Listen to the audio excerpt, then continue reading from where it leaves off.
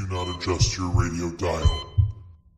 You are tuned in to the Mark Order Podcast.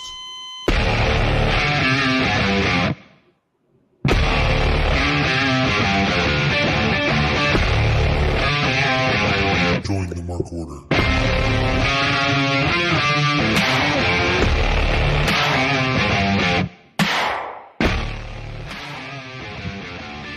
It's Wednesday night, so at this point, you really should know what that means. It's the Mark Order Podcast. It's me, Ryan, for some reason in charge. I don't know who made that mistake. Not joined as always by Joe or Kate. Joe is apparently sick. I think we're going to catch him out having fun somewhere. And we traded Kate to Fightful for Kyle, who I will introduce in a second. Two picks and a player to be named later. So that was the deal we struck this afternoon. So we'll see if we ever have to readjust. But as part of that trade, we got Kyle Sparks. How you doing, Kyle?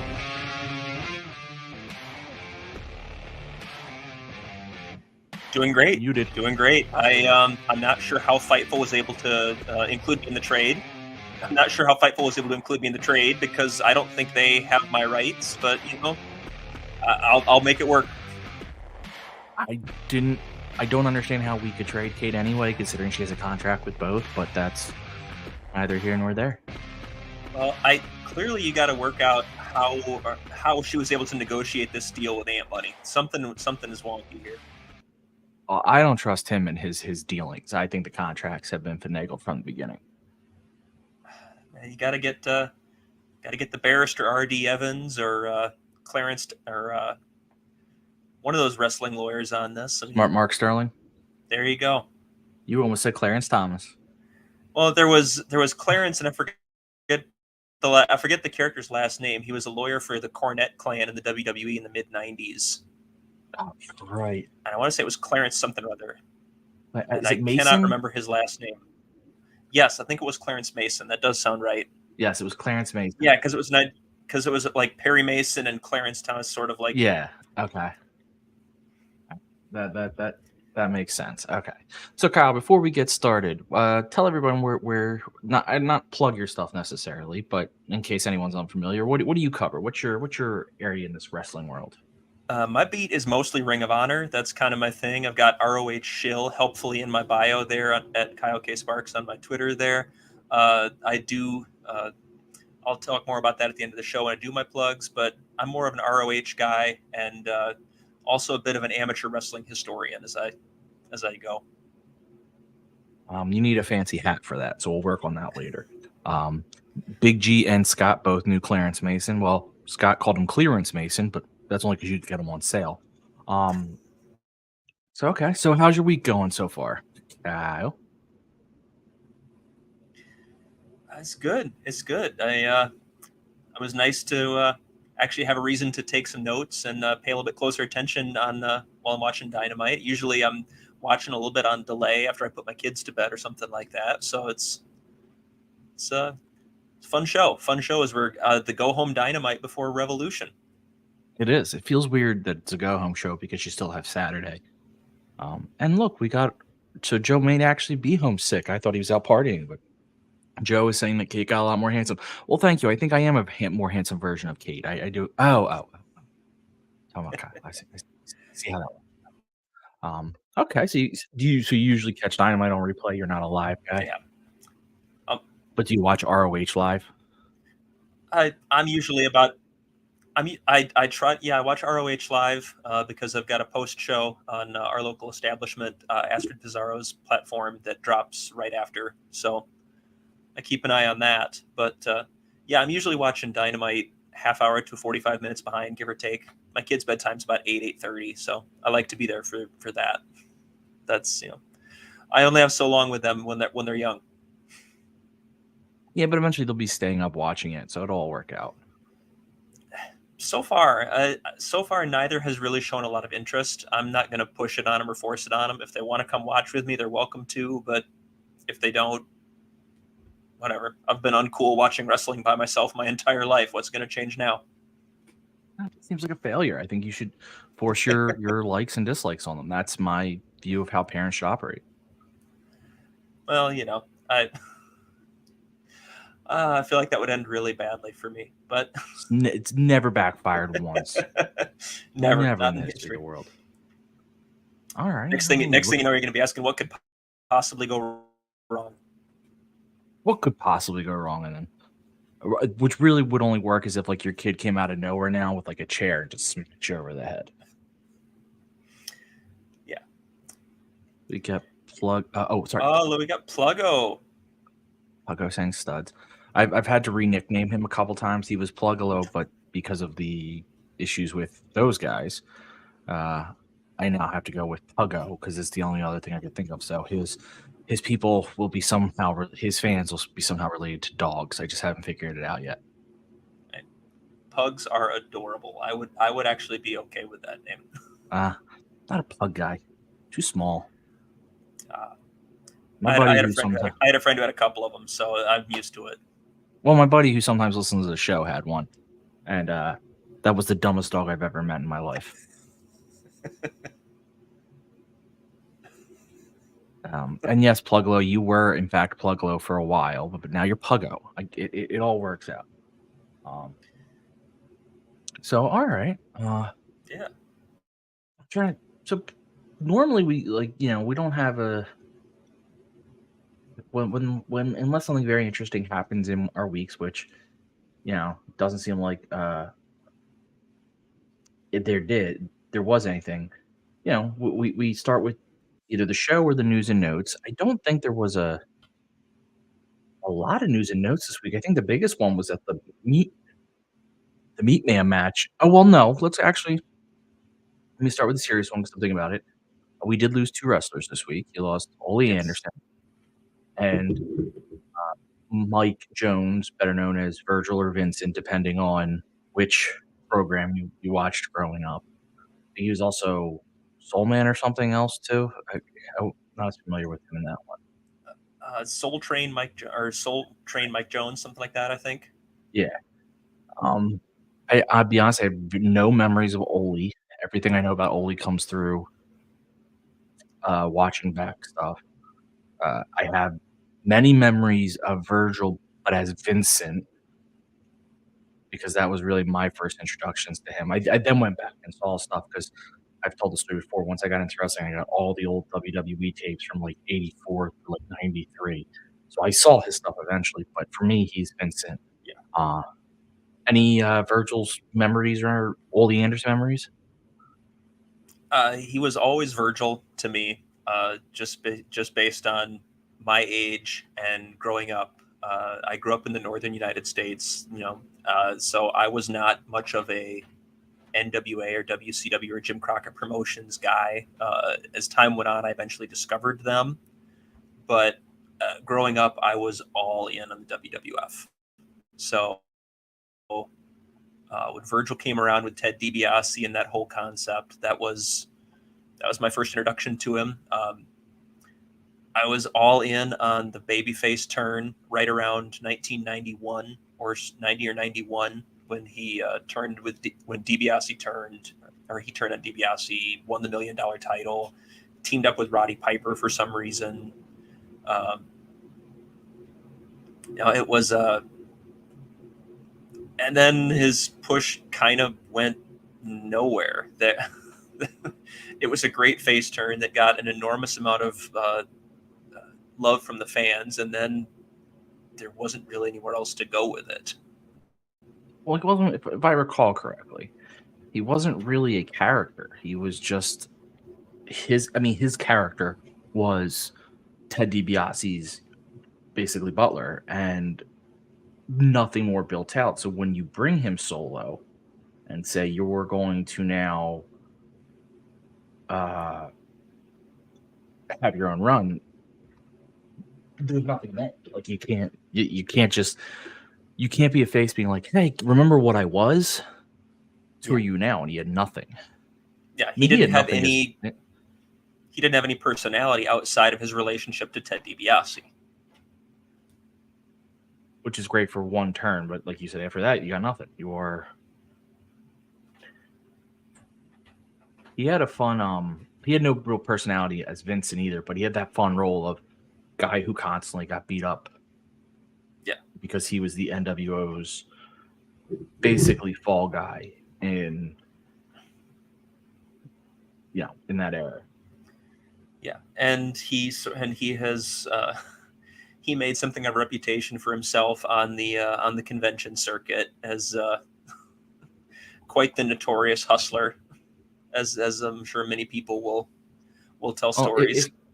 If Kate may join us later if we're still if we're going and Fightful's over, because they, even now that we're a faster show, since we cut out Collision, even now that we're faster, they're still half our time.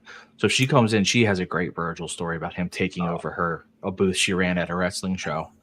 But I won't tell it. It's not mine to tell. But like I said, I have no real memories besides that. And with Oli, nothing. He's just a guy whose name I know. So, but I wish the best for both families. It's rest in peace to both of them. It's sad. You don't like that. Said they had their runs, but still, I mean, Virgil was only in his early 60s, and anymore that's young. I think I read 61. Yeah, that's not old anymore. That's still young. You still have a lot left. So I don't, just sucks, but we move on. Ophelia saying, "Oh, big boss man Ryan tonight." That's correct. I think everyone should appreciate I am the big boss. The other news before Dynamite, unless someone in the chat or you, Kyle, think of something that I'm forgetting, was that the meat match. I want to real quick. Asian Joe saying he was battling dementia. He was, and I'm glad you don't want it to go that route because dementia is a brutal disease. Just the whole thing is sad. But on a more positive note, I guess, relatively, the meat match was canceled for injury, and changed into an 8-way. But when I looked at the people in the 8-way, all 3 meat match members were in there. So I don't understand what happened. Yeah, because I recall the meat match was Wardlow, Hobbs, and Archer. Yeah, and now all 3 the 8-man is Jericho, Hobbs, Archer, Wardlow, 2 people to be named, Hook, and Brian Cage. At least that's what I saw. It's wrong. I apologize, but I saw that from a couple of different people. Well, yeah, those 3 are still in it then. Yes, I've got the list as Jericho, Hobbs, Archer, Wardlow, Hook, Cage, then 2 qualifiers, one with Magnus from CMLL versus Matt Sydal, and the other one a 3-way between Penta, Brian Keith, and Dante Martin. So Ophelia has a point that she thinks maybe there was more than 3 people meant to be in Meat Madness, which would make sense because it's a weird name to give that match for those. I mean, those 3 guys are big guys, but that's not Meat Madness. That's just a meaty match. It doesn't really change anything, and it's not a big deal at all. I'm also deeply disappointed that even if the match was canceled, how are you going to have a Meat Madness match and not have the Butcher in it? That you know what? That's extremely valid point. That is extremely valid. But I just, maybe he was supposed to be. Maybe I'm not. I'm not gonna speculate on anyone's injuries. That was bad news because hopefully it's just a minor thing. Someone couldn't be there just for this match, and they're like, well, at that point, let's change it up. Again, not really a huge issue because the 8-way is going to serve a similar role and get you to the similar thing, but just an odd little thing where they didn't announce the extra guys in the meat match. Okay, meat sadness. Excellent pun. Excellent pun. Good job, Ophelia. But yeah, it's not the worst thing in the world. It happens, but it just stinks. I think everyone would have had a lot of fun with Meat Madness puns and meat craziness. Definitely. Actually, before we get started, because I'm gonna ask you a question as my ROH expert, All right. and then we'll take our quick break and we'll get into Dynamite. But this is going to matter to the matches that happen tonight. When was the last time Eddie Kingston did anything in ROH? The last time Eddie Kingston appeared in ROH at all was a video package and backstage interview on January 4th. That was him essentially.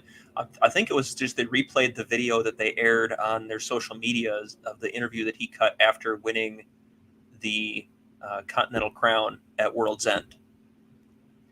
The last match he had on ROH was on episode 42, which was, so it's been about 10, 11 weeks thereabouts, in a Proving Ground match against Evil Uno. So I want everyone to keep that in mind when we get to a match tonight, a trios match. Trios match itself doesn't matter. Well, it does, but not to my point. But part of that trios match is setting up Eddie versus Danielson at Revolution for all three belts. One of those three is the ROH title. The ROH title has not been in ROH for months at this point. I need everyone to understand when we talk about these titles, how annoying that must be for someone like Kyle, who watches ROH regularly. And I watch ROH, but not with the eye towards it like Kyle does. That you have this champion that isn't defending there. And why I'm annoyed and why I even bring it up now is, and I would have brought it up later, but I think it fits here because it doesn't actually fit in the show, is it just feels like belt collecting without defending them just seems weak to me. So you have this Triple Crown belt and he's not defending them except for the one. And it's like, that just feels weak. He should be having to defend all three constantly. Like that's what makes that, but those three belts important is that you're constantly having to defend them. So as you hold on to them. So I don't know what benefit we get if Danielson wins them because he's not going to go to defend all three. Now he might because he's crazy, but Kingston likes to wrestle too. So I guess my annoyance with the whole thing is we have this. You can almost hear it in the way they announce what the match is for, which is it's for the Continental. Like the way they always start with the Continental and then work into the other two belts. It's like you've so clearly delineated which ones matter where. It just, to me, it weakens the whole thing. Yeah, the last defense, the last actual defense of the Continental Crown, the Triple Crown, was at Battle in the Valley in mid-January when he fought Gabe Kidd. He's had 2 Proving Ground matches on Collision, one against Willie Mack, one against Brian Keith. He does have defenses against Wheeler Yuta and Trent Beretta as well, both also on AEW properties. But that's been it. It's just a waste of that belt. And Scott brings up a good point. When is the only time any champions in ROH? The only one is Athena. Yes. Athena's it. Now, I will say, in fairness to Kyle Fletcher, he's having issues that have nothing to do with booking. His is apparently passport or getting over into the country related. That has, you can't really do anything there. You can't even predict it. It's not like he could have known that he was going to have that trouble. But still, you're right. There's and I don't know why it just really hit me tonight. Of like they announced the Continental Trio thing, and I'm like, 2 of those belts are never going to be defended. What are we doing here? Well, like if nothing else, just make it for the Continental belt and take 1 from Eddie.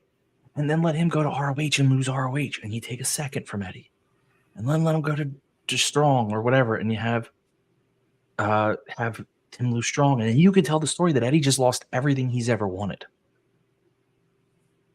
When you do it all in one shot, it doesn't really give you a story. Yeah, it's gonna be an odd thing, and it's one of the reasons why I didn't like the idea of the ROH World Title being involved in this Triple Crown concept in the first place. Is that taking it back apart again is going to be awkward at best, and right now we've got Eddie Kingston versus Bryan Danielson at Revolution. That's great. I was talking about this on Twitter earlier today, actually. And I was talking appearances. I haven't even talked matches. I was talking just appearances, a pre-tape, a vignette, an interview, anything like that. It has been 8 weeks since Eddie Kingston appeared on ROH television in any way. It has been 11 weeks since Wheeler Yuta appeared on ROH television in any way. And Wheeler's hurt. Okay, I get that. That's fine. I understand. Injuries happen. But it's been almost 3 months. And moreover, when you put the belt on Wheeler in the first place, Wheeler was sort of hanging around the periphery of the Pure division. I forgot about him. But Josh Woods was the guy who was openly saying, I'm going to be the next Pure champion. But when whatever happened with Shibata and he had to get the title off him, you put it on Yuta? And then he gets hurt, so he's out. It's been 7 weeks since we saw Kyle Fletcher, the TV champion. It's been 4 weeks since we saw the Undisputed Kingdom, the tag team champions. We haven't seen the six-man champions, Jay White and the Gun Club, since they won the belts 7 weeks ago on AEW television. And to underscore all of this, we are 5 weeks away from Supercard of Honor.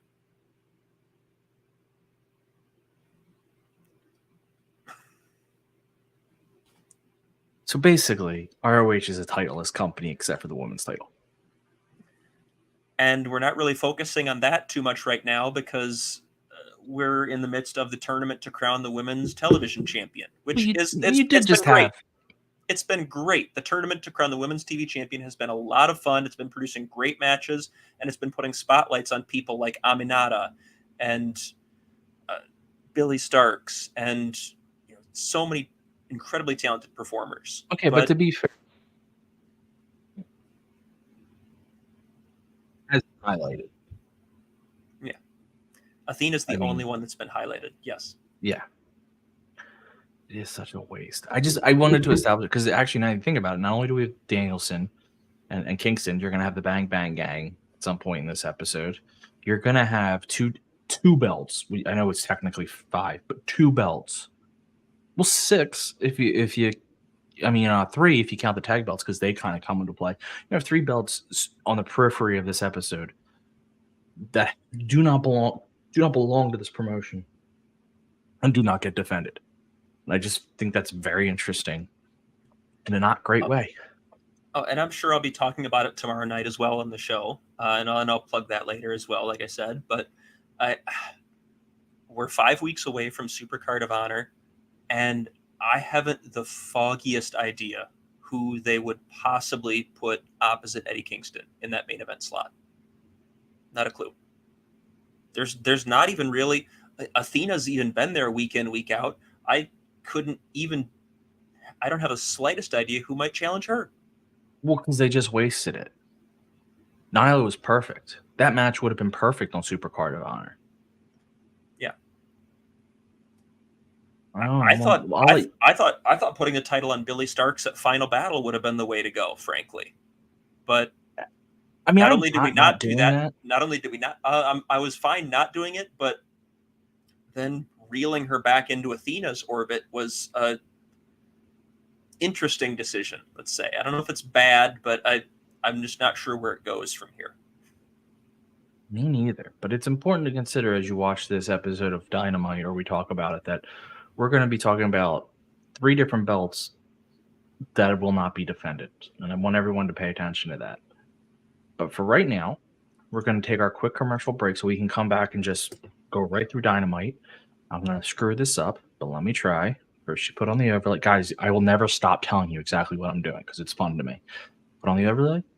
Turn up the volume first. I always do that second. It's a mistake. And then play. and every one of you for tuning in every Monday night to listen to The Shining Wizards. If you'd like to continue to support us outside of listening, we've got a few ways for you to do that. If you shop at Amazon, go over to amazon.shiningwizards.com, do your shopping as usual, and when you make your purchase, a little bit of that purchase price will go back to support the show. If you like to wear t-shirts, merch.shiningwizards.com will take you to our Pro Wrestling Tees store, where we've got over a dozen great designs from over 11 years of professional wrestling podcasting. You can become a Patreon supporter at patreon.com/wizardspodcast, where each and every week we call out your name as one of our show producers, and the more you support us, the more things that you're entitled to receive, and believe me, they are fantastic. If you can't support us monetarily, if you don't shop at Amazon, that's absolutely fine. Continue to listen to us wherever you listen to us on the World Wide Web, and make sure you like, rate, review, subscribe, do all that good stuff. Doesn't cost you anything, helps us out, and we can continue to bring you the love fest that is The Shining Wizards. What's up, folks? It's your boy, the Impact Player, Mr. Philly Ray, inviting all of you to check out the Turnbuckle Throwbacks Wrestling Podcast. Join us as we cover all things current in the world of pro wrestling, as well as paying homage to the old school, the Squared Circle. So listen in and find out why we are the recognized symbol of excellence in sports entertainment broadcasting. Find us on all social media platforms and anywhere you get your podcast from. And as always, we are the proudest members of the Shining Wizards Network and Rant Entertainment Media. Are you tired of being lied to every day by the mainstream media? Do you want to know what's really going on in the world? Do you want to make up your own mind about things and not be told what to think or say? Then listen to Inconclusive Breakdown, a weekly anti-PC look at the world of entertainment and current events, brought to you without censorship or filters. You can find us everywhere you listen to podcasts, BitChute, and on ShiningWizardsNetwork.com. And also, we're a proud member of the Shining Wizards Network. Got 30 minutes to kill? Come check out 30 Screams or Less, where we review a horror movie in 30 minutes or less. We cover new movies and old ones too. We'll give our honest thoughts on the movie, good or shit, as well as a rating of each one that we watch. New episodes weekly, available on the Shining Wizards Network and wherever you listen to your favorite podcasts. I'm Steve. And I'm Corey. Come check us out at 30 Screams or Less.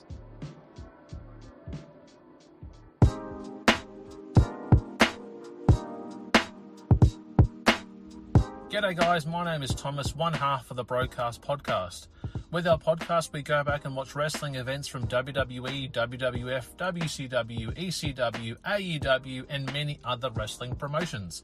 You can check us out on Twitter at The Broadcast, that's TheBrokast, and you can also download all episodes on Apple Podcast, Castbox, Castro, and many other podcast apps.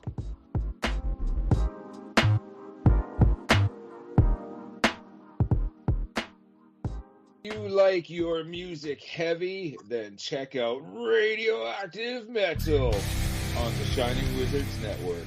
For over 16 years now, Radioactive Metal has been one of the longest running podcasts. Over the years, we've interviewed some legendary metal acts, had some awesome discussions, and cranked a hell of a lot of tunes.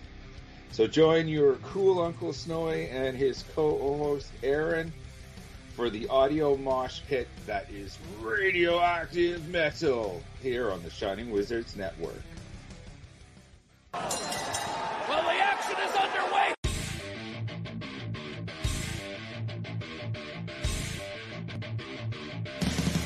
What's up, everyone? When on the Shining Wizards Network, be sure to check out Wrestling Night in Canada. If we're not recording another kick-ass podcast, Or playing in punk bands. Or recording kick-ass heavy metal albums, then we're sitting back, we're grabbing a couple brews, and going over everything to do in the world of pro wrestling. because we're from Winnipeg, you idiots.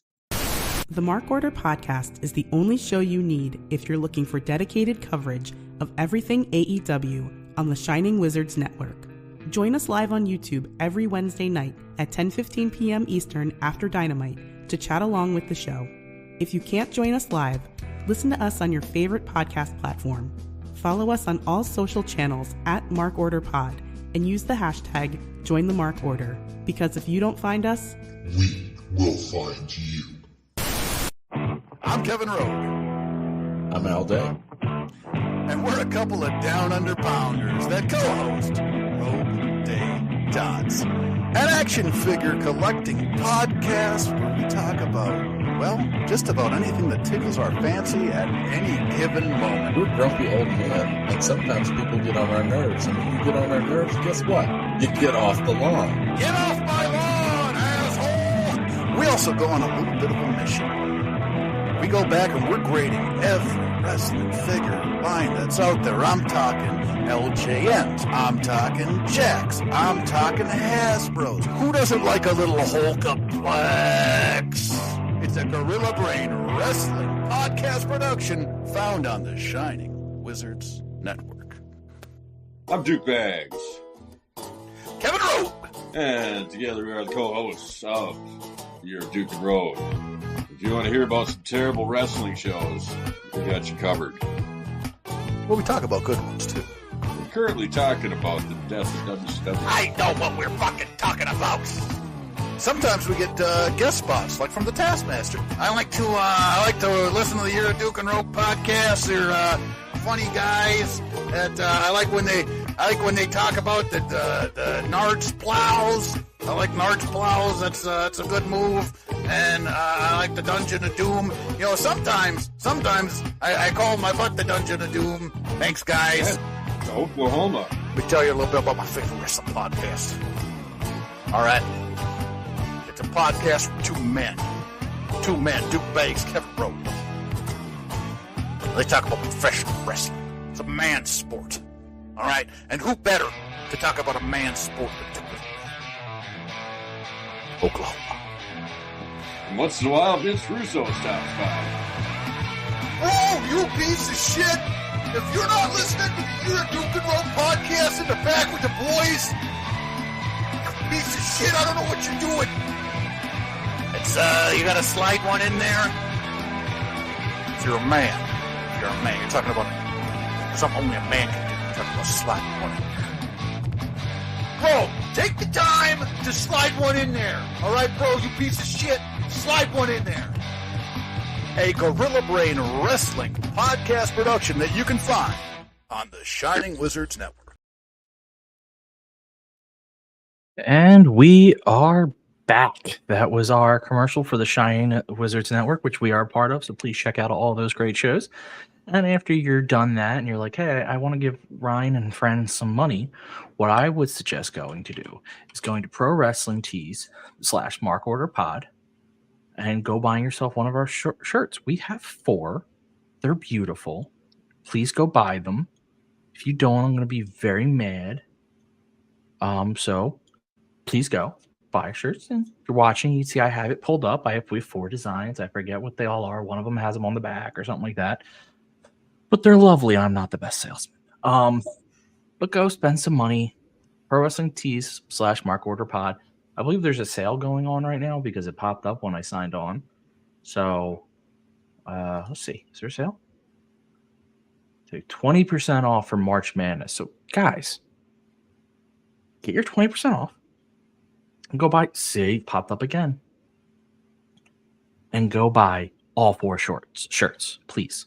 Multiple pairs of all 4 shirts. That's what I would prefer. Good, great, grand, wonderful. Thank you. Okay, that was my sales pitch. I'm not as good as the others, but we'll see. Want to say hello, SJ. Popped in the chat while we were on commercial. I guess I'll start the show. I'll start my hosting duties, which I am not good at.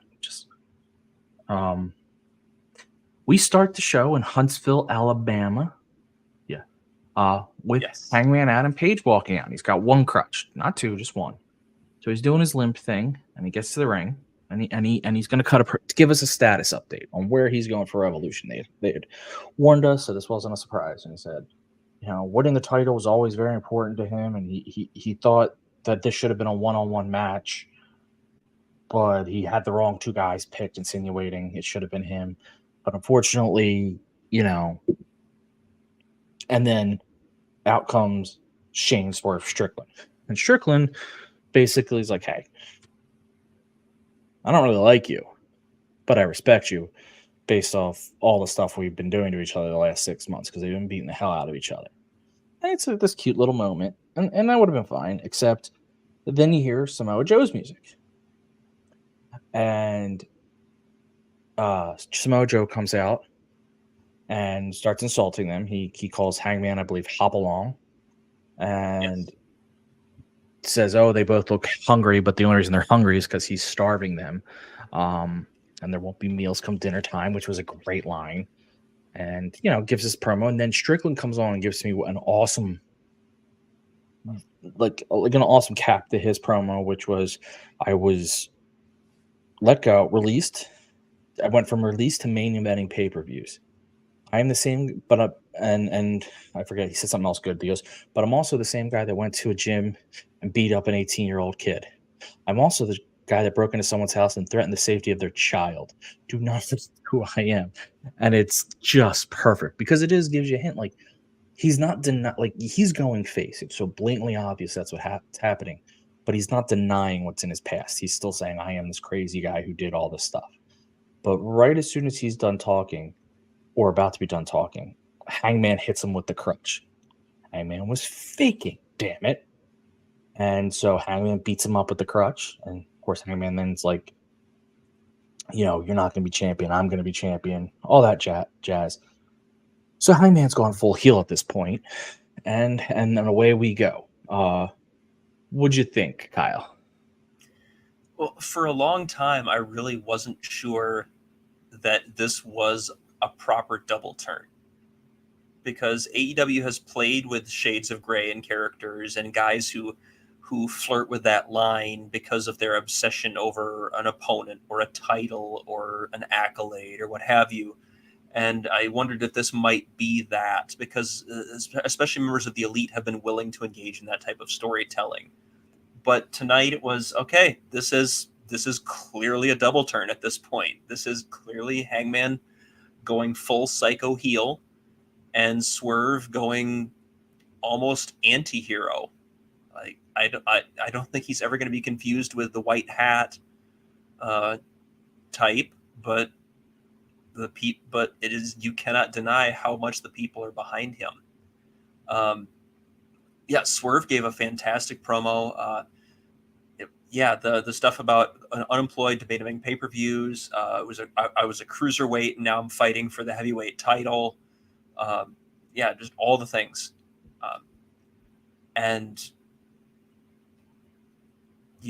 This just worked for me. Samoa Joe getting mic time is always going to be a plus in my book, because I'm not sure if you can still call him an underrated talker or not. I think once you've been given an announcer's job, you've kind of lost that. He's never a guy that seems to get mentioned with like the best promo guys in the business or anything like that. But the man always delivers when he gets the mic. He is short, succinct, to the point, and you always believe every word out of his mouth. Like, he delivers it, and he gives it such great emphasis. It's just excellent to listen to him on the microphone, and I'm enjoying that we're getting that in this feud, which is fantastic. Hangman going completely off the deep end, and Swerve just looking to capitalize on it. And I don't know if we're going to dedicate any specific time to actual predictions for Revolution, but I'll throw it out, and it's Joe retains after Hangman and Swerve just obliterate each other. So we won't be tonight. I think, we're not trying to go 4 hours, but I don't mind if you want to give a prediction after something like that, please feel free, because I do that all the time. Because I don't think that. I think Swerve wins. I think it's his moment in time. I think you hear that crowd; they're ready for him, and I actually think it makes that Hangman turn better that he couldn't stop Swerve from getting his belt. I think it'll drive him insane, which I love. I think Joe is an underrated talker because he's a killer in the ring, and I think a lot of times those guys don't get credit for being the talkers they are. When you're able to walk out and say nothing and still get over, I think that just means we don't need to hear you talk, even though you're good at it. Big G commenting, what part of breaking into his home equals respect? Yeah, I'm not sure, but we're just gonna have to roll with it. It is the awkward thing of when wrestlers turn face after they've been heel, but they've been like really big bastards of heels that you have to kind of forgive and forget all the terrible things they did. I think I remember that portion of the interview. I don't remember Swerve actually saying he respects Hangman the person, but that he respected Hangman's accomplishments. Hold on, I actually have it. Hold on, I can find it. That's what I thought I remembered hearing. But again, I was also taking notes, so I might have been off on that. No. He said to say he doesn't respect him would be a flat out lie. So he does indicate that he respects Hangman. Okay. Because of all of his accomplished, but you have to respect him. But again, when a guy goes face after being heel, and especially that level of heel, you have to kind of just forgive and forget because it'll never make sense. Which is why I don't think we don't need to get into this fully, but I'll give my little. It's why certain topics don't work well for wrestling heels, like the more serious ones. Because because in wrestling, people go face all the time, and you're supposed to fully cheer for them at that point.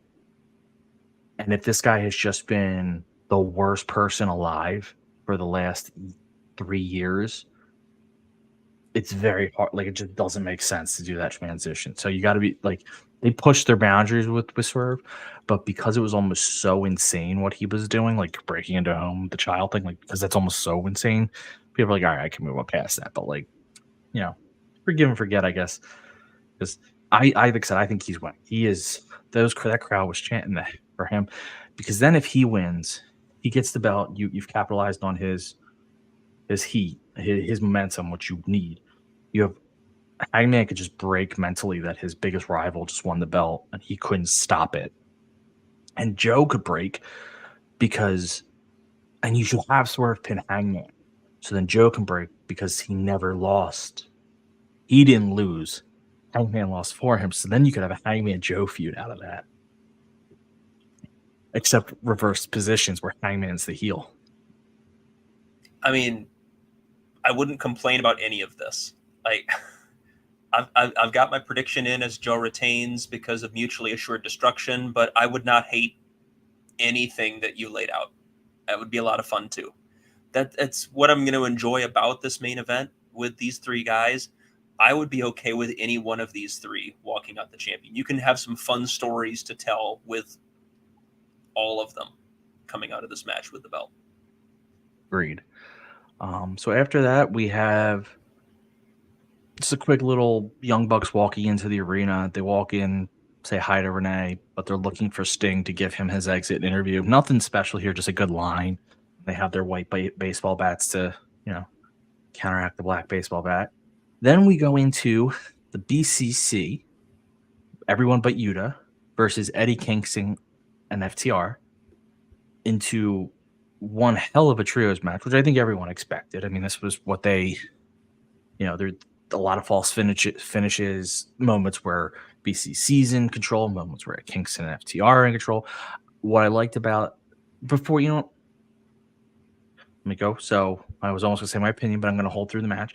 So again, you have a lot of back and forth. It ends with Kingston being, I don't want to say tapped out, choked out by Danielson by a triangle choke, and Danielson was looking at Kingston with such disrespect in his eyes. It's actually impressive the way he manages to convey that. So you have the BCC beating FTR and Eddie Kingston. You have FTR looking kind of like, not annoyed, just disheartened, and BCC looking smug. So before I give my thoughts, what'd you think of the match and any spots you want to call out? Oh man, this was I had this at around 22 minutes. Like, this was I don't want to say a marathon necessarily in a bad way or a good way, but it was longer than I expected, which is a great thing. More time in the ring with these six guys is always going to be a blessing. Lots of little stuff in this that I pointed at. starting right from the get-go, where you had commentary talking about how Danielson, Mox, and Claudio would have the advantage over Eddie and FTR because Danielson, Mox, and Claudio are used to working with each other as a trio, and are tight while FTR is super tight as a tag team unit, Eddie Kingston is not. And I think I had Shivani say something to the effect of FTR does not travel in the same circles as Eddie Kingston, and really nobody travels in the same circles as Eddie Kingston, and getting over that loner aspect of him. So I love that they mentioned that. I wish more promotions would lean into that. You hear a lot of lip service paid to it on commentary at different places, but a lot of times you don't see them actually walk that walk where you have a established tag team beat to, high level singles guys. Because to me that should work. It should work that way more often than not. If you are a tag team and you're a tag team specialists, you should have the advantage and you should win more often than not against thrown together guys, no matter how up the card they are. But that's the way I've always thought. And a lot of promotions don't think that way. And it is what it is. It's just a difference of philosophy. Brian stalling right away and tagging of all people, Claudio, who Eddie might hate more than he hates Brian. That's fantastic. I love that. I had a couple others, but I can go into whatever. Well, I mean, I'm with you on established teams should always beat makeshift teams 9 times out of 10. Obviously, there's always rare exceptions, but I think that's what makes tag teams special. That's what I think you could have, Ospreay and Omega, or whatever way you want to say it, versus FTR, and no one will argue that Ospreay and Omega aren't the better individual, more established, but they should almost always lose to FTR. It's just until Ospreay and Omega go out and form their team through, blood and fire. But that's a whole different. I agree with you. I liked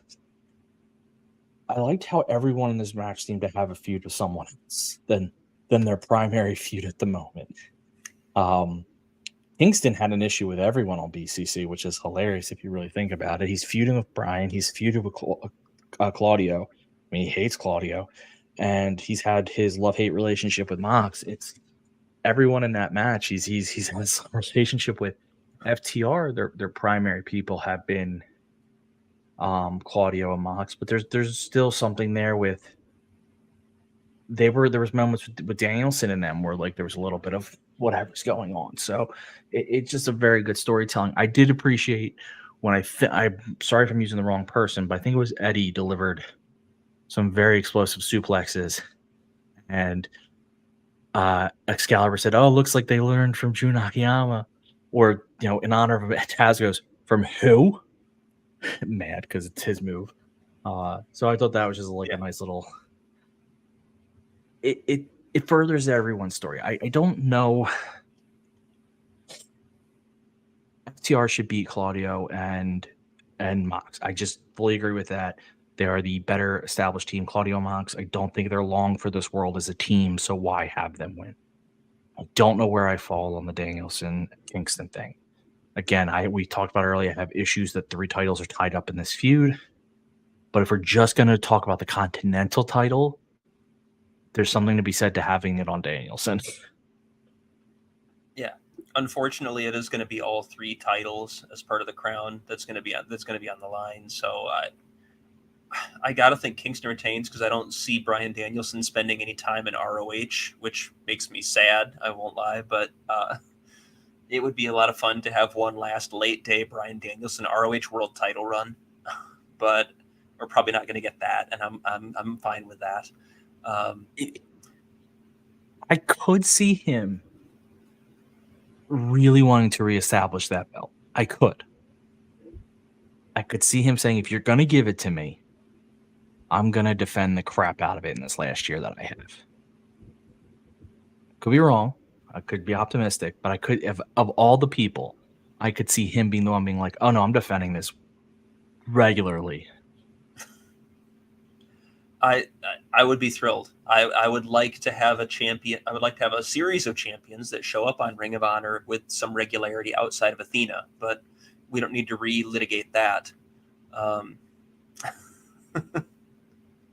Yeah, I mean, we'll see. We'll see if anyone shows up. I don't think, you know. I did have one more from this match that it just occurred to me that I just remembered. Dax and Cash somewhat, but especially Dax, is well known as a Bret Hart guy. Always has been. But during the course of this match, Claudio and Mox hit Dax with a heart attack. Like, that's, I don't know if that was intentional, but I see and appreciate that. Like, just a big middle finger to Dax. It could. I mean, I think so. I mean, you look at their gear, their heart influenced, all that stuff. So I could definitely see that being a nice little, only for the fans who know, but fun for those that do. I wouldn't have picked it up, I'll be honest, but I could see that being the case.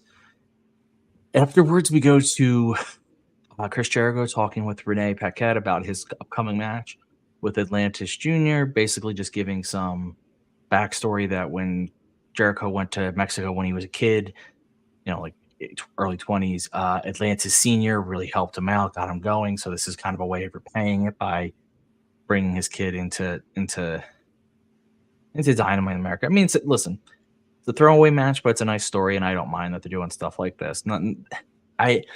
One of the biggest problems I have, I don't know when it started, because I don't remember this from when I was a kid watching Raw or Nitro, but somewhere along the way, every match started to need to matter far beyond just being the match in front of you. And I can remember matches on Raw and Nitro just being a match. You knew they were a throwaway. You knew they weren't going to matter. But they were just a match that was fun for the moment you were watching them. Yeah. And I don't know when that changed where people are like, no, this, like, well, where's this guy? This is going to go nowhere. Like, no, it's not going to go anywhere. But it's just a fun thing with CMLL. I don't know.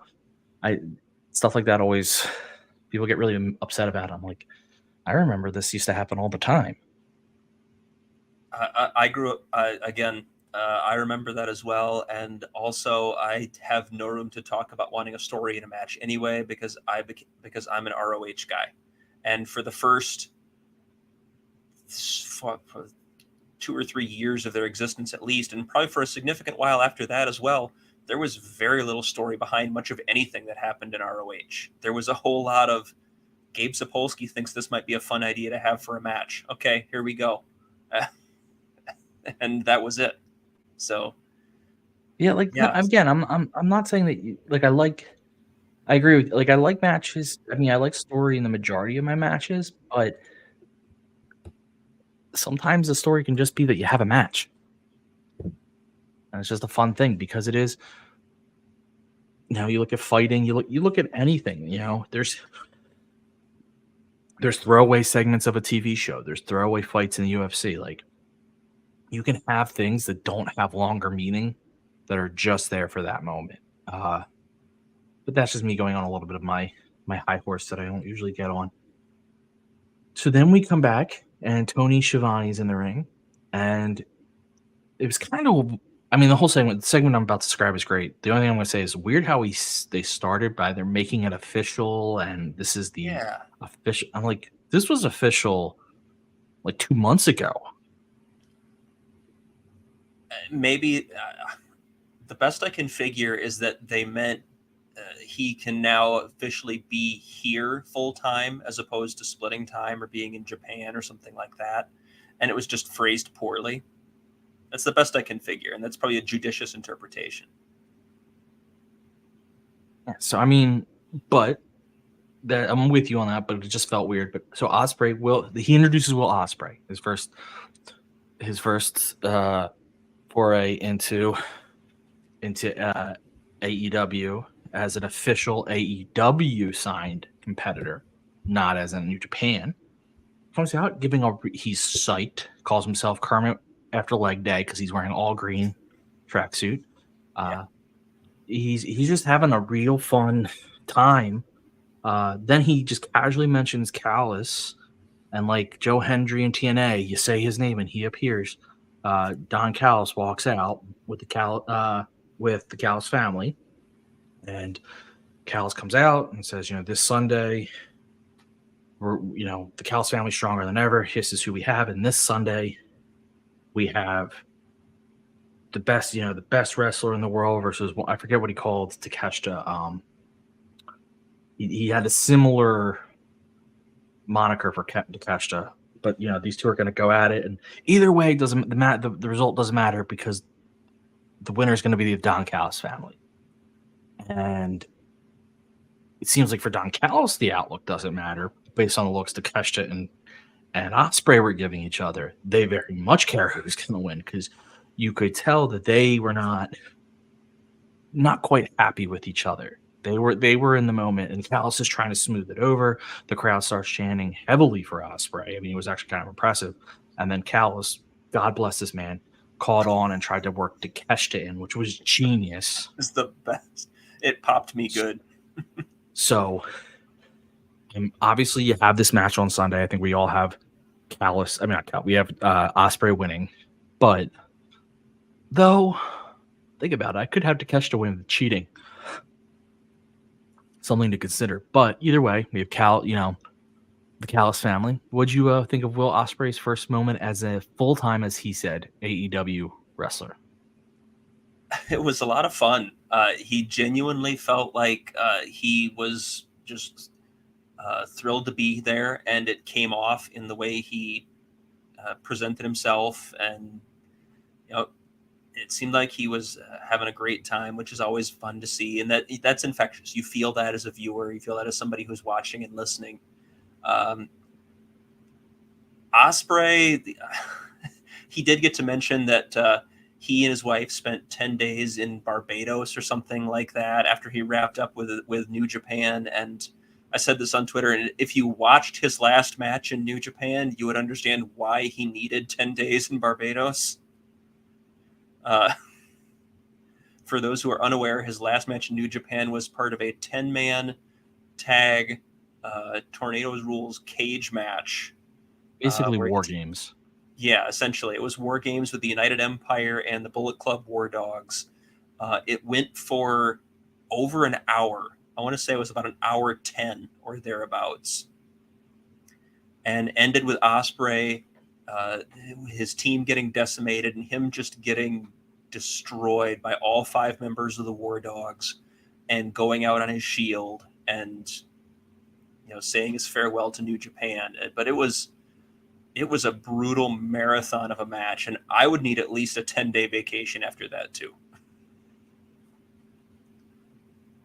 Yeah. I mean, I agree that I did see that, and that was wild and bloody. And realistically, for the match that, but to me, it felt like out of character almost for a New Japan match that I've seen recently. Like, I know they have some past stuff, but it just was so insane. It did a lot for the War Dogs in that capacity, though.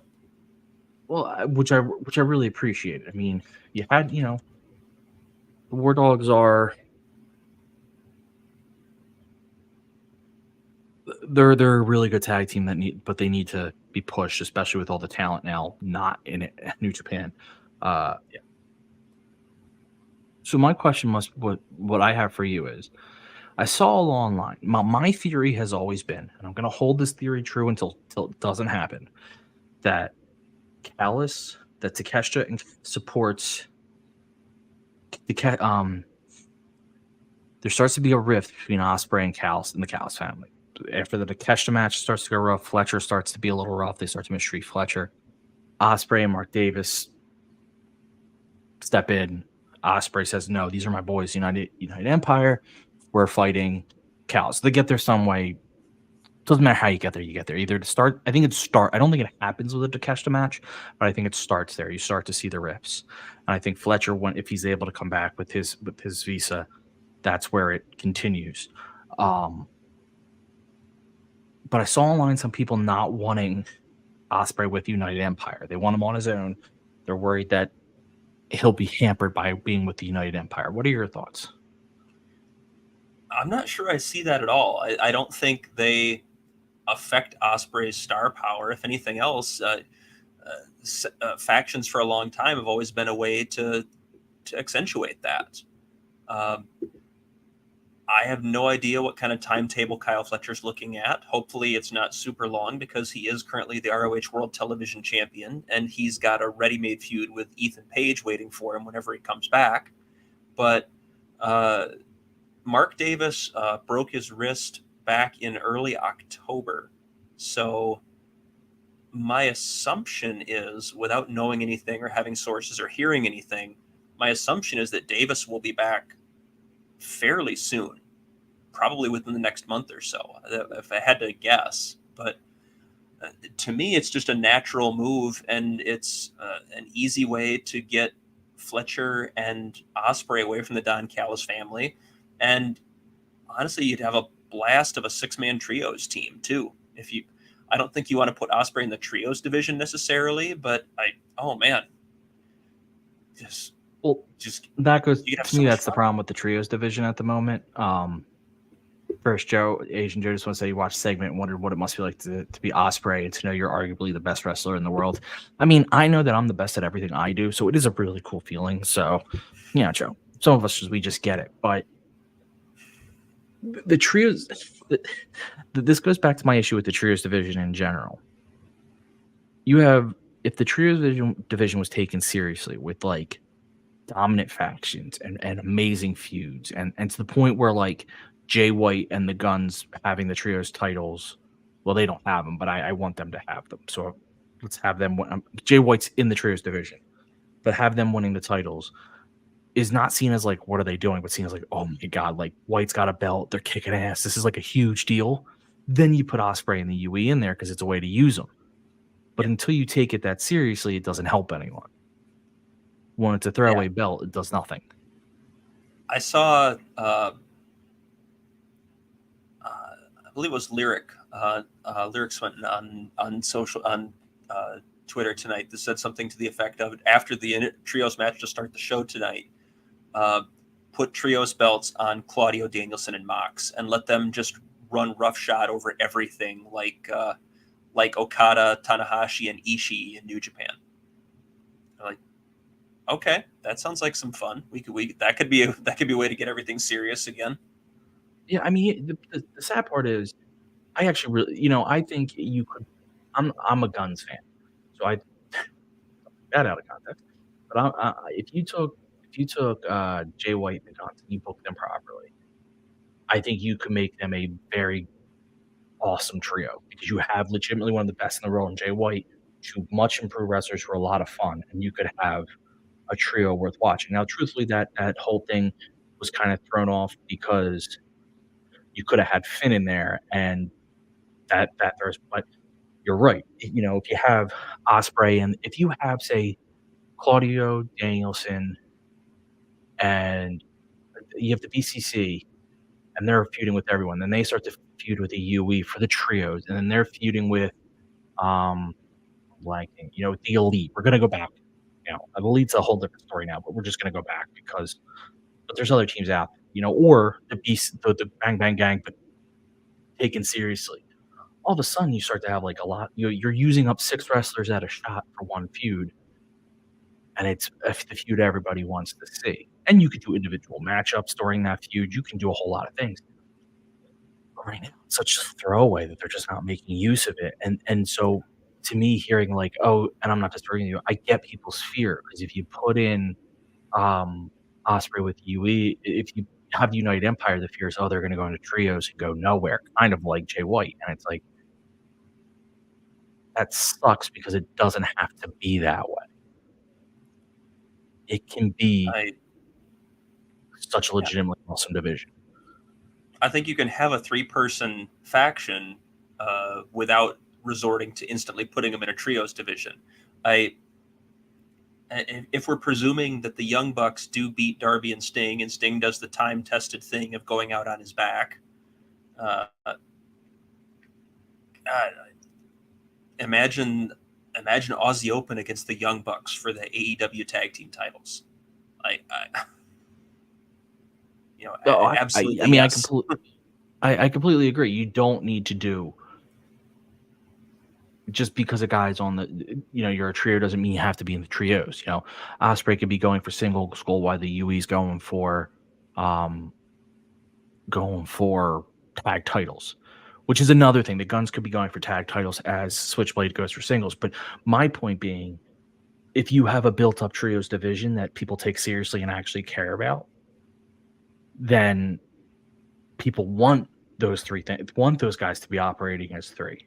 They're, you look at, like, I always say it's a 6-man trios, doesn't matter. You look at Shane Taylor Promotions back in ROH. You're an ROH guy. They were dominant and they were a big deal. Yeah. And when, their feud with was the Righteous, right? That they were feuding with was like, that mattered. That was a thing. People cared about that. Like, Shane Taylor was getting over on the 6-man division. Yes. Like, you can make it a thing where it's like, this is the but the thing about wrestling, the thing that always bothers me about any of this, and it's the truth about wrestling, is anything can be, if you make it feel important, if you push it as if it's important, it will become important.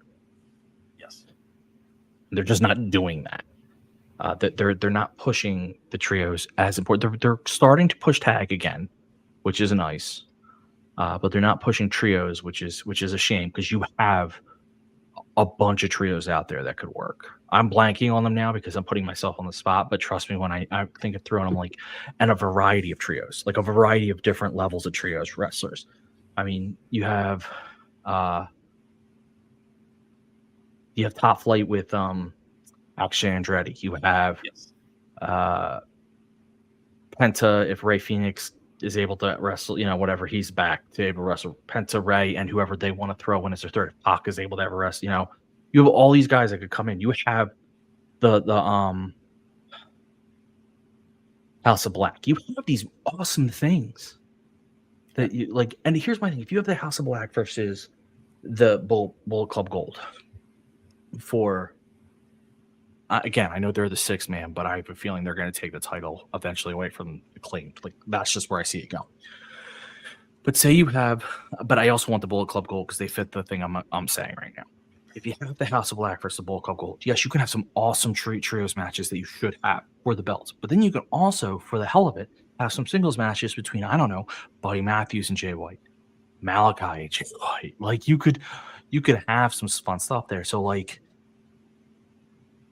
and so, like, I just, or you go to the House of Black versus the United Empire when it's healthy, and you can have your tag matches of Brody versus Fletcher and Davis, Brody and Buddy versus Fletcher and Davis. My God, and you have Ospreay versus Malachi Black. Just go singles. Brody versus Mark Davis. Mm-hmm. I want to talk about meat matches. There you go. Yeah, and then they have their all three together match, and that's how you tell a story. So, like, you don't have to do that every time where you to break it out, but you can. So it's just a real shame to me that they don't. I think that everyone talks about this bloated roster and they have so many people, and I think you have this gift there. You have two gifts, really. You have the tag division, and you have your trios division, and you're starting to use tag again, but you're not using trios for what it really could be for, which is to completely take care of this bloated roster. Because the advantage too is also, hi Jesse Ozak, I see you in there. I don't want to be rude because we always stop the show for Jesse. The trios too is like, say Jay White. We'll use Jay White because he's in the trios division right now, and he's killing it in the trios. He's not just a sideshow. He's killing it in the trios.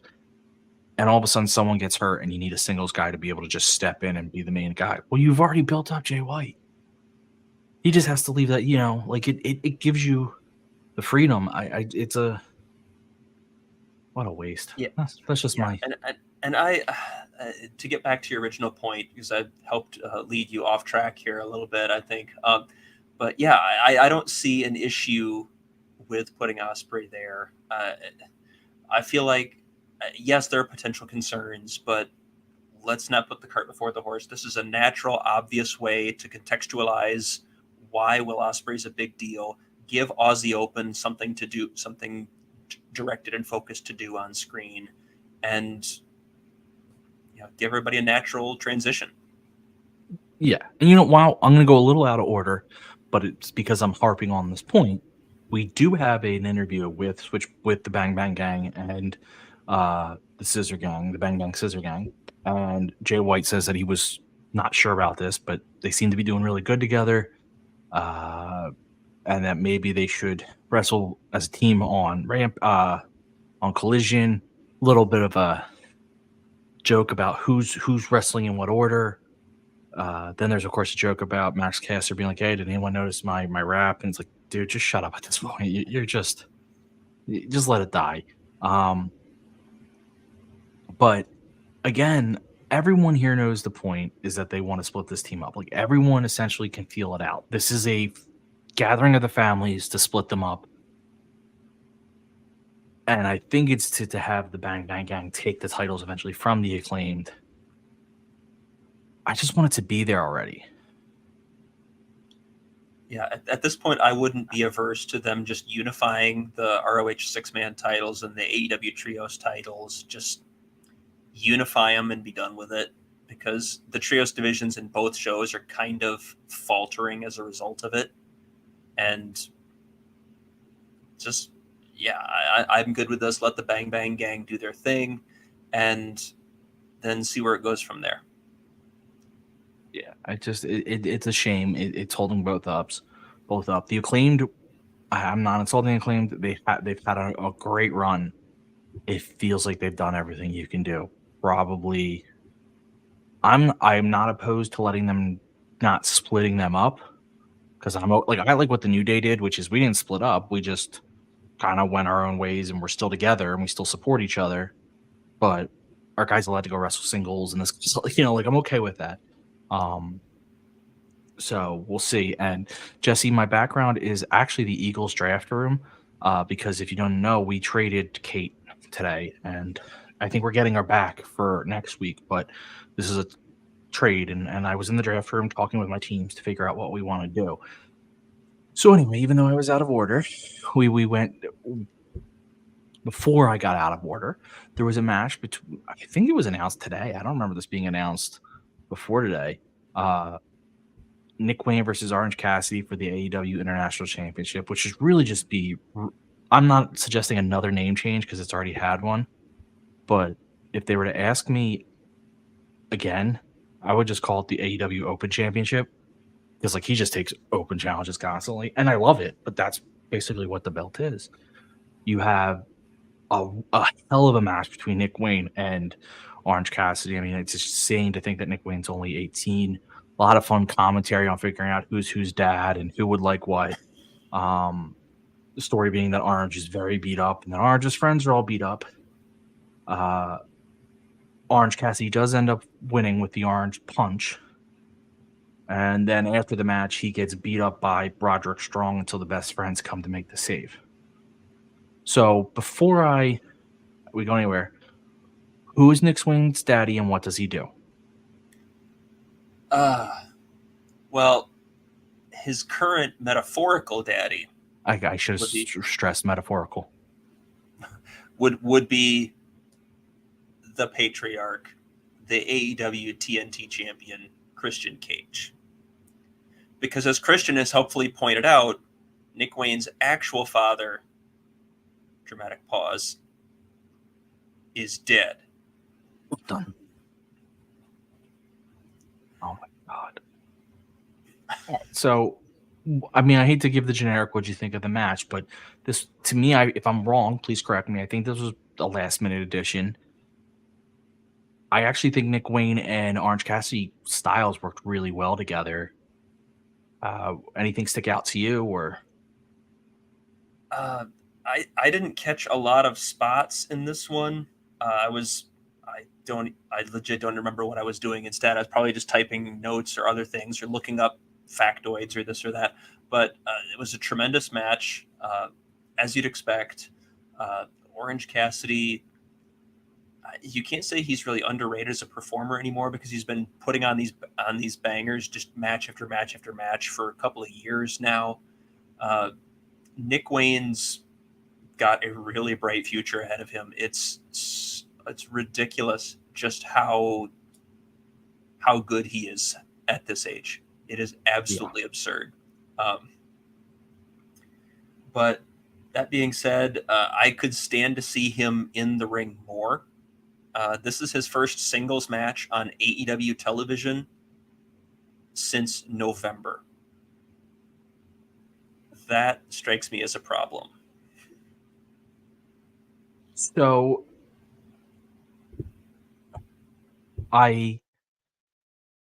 bless you. I don't know if you're coughing or sneezing. You just did your thing in the side. And I am not professional. I call that out because I think it's fun.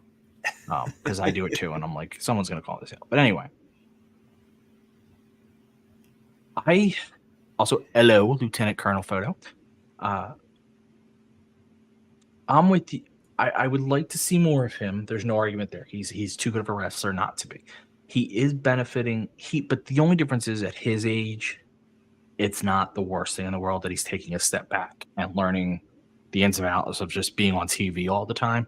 Yes, would he benefit from learning more on TV wrestling? Probably. But I'm sure it doesn't hurt to be just in and out TV all around. In and around TV, I should say. He is a lot of fun to watch wrestle. And you're like you said, I don't know how someone at 18, I don't think I was good at anything at 18. I mean, I don't think I'm that good at anything now. I know I said I was perfect earlier, but for being legitimate, he just is far and away one of the best young wrestlers in the world. I don't think there's a debate. Where he's going to have to, what I think this is doing for him that I think would be a struggle without it is character. He at 18, I the few times I heard him on the mic, he wasn't bad, but I wouldn't have called him great. He just was that rough 18 that a lot of these people learn when they go out and they cut, as they go.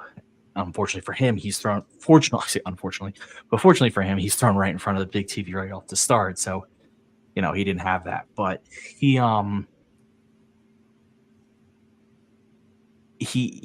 gets to learn from that. But I'm going to be honest.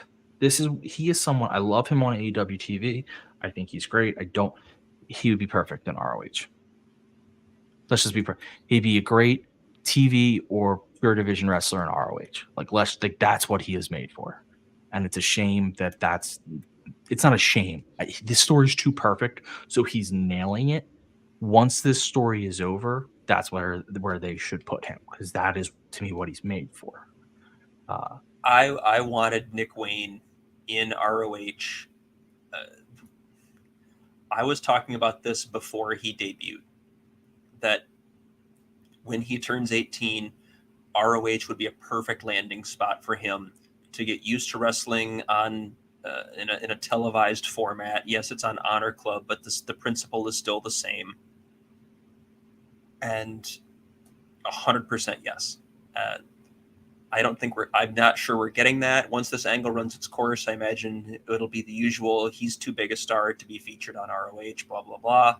But yes, I would have loved to see Nick Wayne in Ring of Honor. Yes, and I think we still have a shot. I mean, and of course we do, because it's owned by the same company, so why wouldn't you? I think once this Christian story winds down, I should say, that might be where he ends up to get. But if nothing else, he should be doing that anyway, just to get reps. Like, why can't you have him there now while you're telling the story on main TV? That's a whole different discussion. But this match was awesome. I love the Daniel Garcia coming out because he's got this thing with Christian. Please give me Daniel Garcia versus Nick Wayne. That'd be amazing. And then of course you have the Orange Cassidy story, which is it's kind of a repeat of the story he told the first time he had the belt, which is he keeps getting beat up. Except the difference here is, and I'm actually approving of this because I didn't want a repeat story. The difference here is the first time he got beat up because of his own his own stupidity or his own bravery. He just kept taking matches. And there's a little bit of that in this. But this time there's also very much an intentional attack against him from the Undisputed Kingdom, where they're coming out They're hurting his friends. They're hurting him. So it is a little bit different that it's not the wear and tear of just match after match. Someone is coming after him, trying to hurt him. And I'm really enjoying that. I know it's not everyone's buying into this Undisputed Kingdom thing. I am, because I like the story of Cassidy. I know the bigger story is Adam Cole and Wardlow in the title, but I love the sub story of Roderick Strong and Taven and Bennett versus the Best Friends. Like, I actually think that's a legitimately awesome story going on right now, and how they're tearing down the Best Friends. And I think it's going to lead to a Trent turn. That's a whole different story. But was there any move or anything in the match that stuck out to you? I mean, not really for me. I just thought it was good overall. But I just loved the utter chaos of the end of this match, because you had the Undisputed Kingdom coming down to distract Orange Cassidy, then Daniel Garcia coming down to stop. I'm trying to get the order right, because there were 3 or 4 moving pieces in the ending and post match nonsense going on. Then Daniel Garcia coming down to stop Nick Wayne from whatever it was he was doing, because Nick Wayne is related to Christian's son, and obviously their fight, Garcia and Christian, at Revolution. And then Daddy Magic is out there with Garcia because he's Garcia's daddy. And somewhere in there, Trent and Rocky Romero were down trying to fight off the Undisputed Kingdom as well. And you had about a half dozen guys around ringside by the end of this, and it was just nonsense. And I'm kind of here for it. I love gang wars. I don't know what Chuck's injury situation is looking like right now. I assume that's what I've heard is the deal, is that why he's not doing anything. He's hurt with something or other right now. But if we're really going to do Best Friends and the Undisputed Kingdom, one, I think Roderick takes the title at Revolution. I think you need to do something to pay off this angle a little bit. 2, can we get, even if it's a one-off, if we can get Chuck healthy, can we get the Best Friends of Chuck and Trent against the Kingdom in a ROH tag title match? That'd be fantastic. I would love this. It would be. I don't see it happening. I don't know when Chucky's coming back. It seems like they almost re-injured him to extend his timeout. I think we've been sowing the seeds of Trent turning for a while now too, with his dirty looks and his anger and his aggression. Not dirty looks, but his just looks and his anger and aggression. I think he's going to be very bitter that Orange Cassidy has been the star, and protecting Orange has gotten him hurt and stuff like that. So I think I could be wrong, but I think that's where they're going with it. Yeah. I don't know if I think it was one LT saying Trent turns on OC to give Roddy the win. I don't know if it happens with a turn to give Roddy the win, but I wouldn't be shocked if it happens this weekend as part of the whole story. I don't know if he turns to give Roddy, or as he's helping Orange Cassidy up after a tough loss, just gives him, the old puncher hitter. I'm thinking of the hit from behind that they all do, where it's a boom. Or the old short clothesline out of, raising the arm or something, and then yeah. So it's a classic. It is a classic, and for a reason, for good reason. So then we move. What I get for uploading my notes to a PDF. Can you hear me? Yeah, I got you. I've got the. I'm Super literally, my Gang computer's interview. frozen. Huh. Yeah, I can still hear you, but Am I moving at all? you are not. At least not in my preview. All right. Well, at least That's you can hear good. me. I can hear you. So maybe we're gonna go audio only for a hot second here. Here we go. All right, well, what was after that match? I'm sorry. I had my notes on a preview. The chat does say they can hear you, so there is that. So we're going to keep rolling through here. I've got in my notes Renee with the Bang Bang Scissor Gang, which we already talked about. Then it goes right into Chris Statlander versus Sky Blue. Okay. All right. I am now. I'm still frozen, but I have my notes up now on my phone. So this was the beginning of this match was Chris Statlander dominating Sky Blue, it felt like, and then somewhere about midway through that turned, and then you had a back and forth match between Sky Blue and Chris Statlander that I thought was way more back and forth than I thought it was going to be. I thought Statlander was going to dominate a lot more. But at the end of the match, Stokely tries to get Statlander to cheat using a chain. Statlander refuses. Well, I don't say refuses.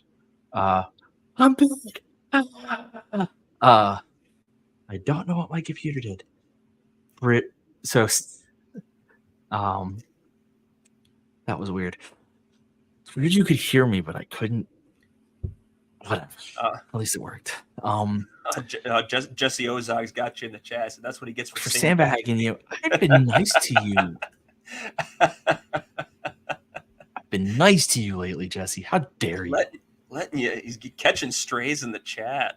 I am. What the hell? But as I was saying, it wasn't Statlander that hesitated. Willow stepped in telling Stokely, no, we don't cheat. That distracted the ref and distracted Statlander. And then as she turned around, she gets hit with the title that Sky Blue had been given by Julia. Then she hits the code blue for the win. 1, 2, 3. Match is over. Sky Blue gets a big win over Statlander. Further dissension in the Statlander Willow Stokely life, which I think I tweeted out. I think Statlander's going to blame Willow for this loss. I think that's where we're going to go with it.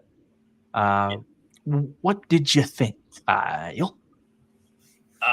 Yeah, this was some fun stuff. They played with the size and power discrepancy early. They had Sky try to jump Statlander off the bell and just get ragdolled for it. So I appreciated that as a fun way to kick things off and give the face, their little shine to start the match.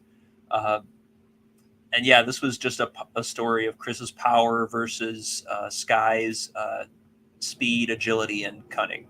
And it played really well. I loved the intensity we saw out of Statlander that I feel like we haven't necessarily seen in a little bit. So that was great to see.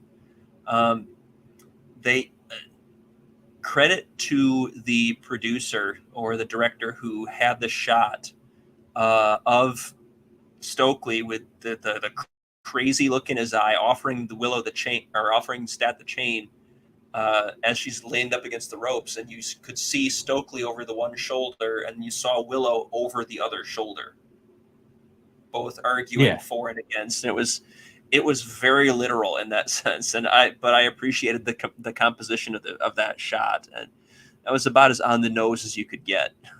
But yeah, that was the distraction got.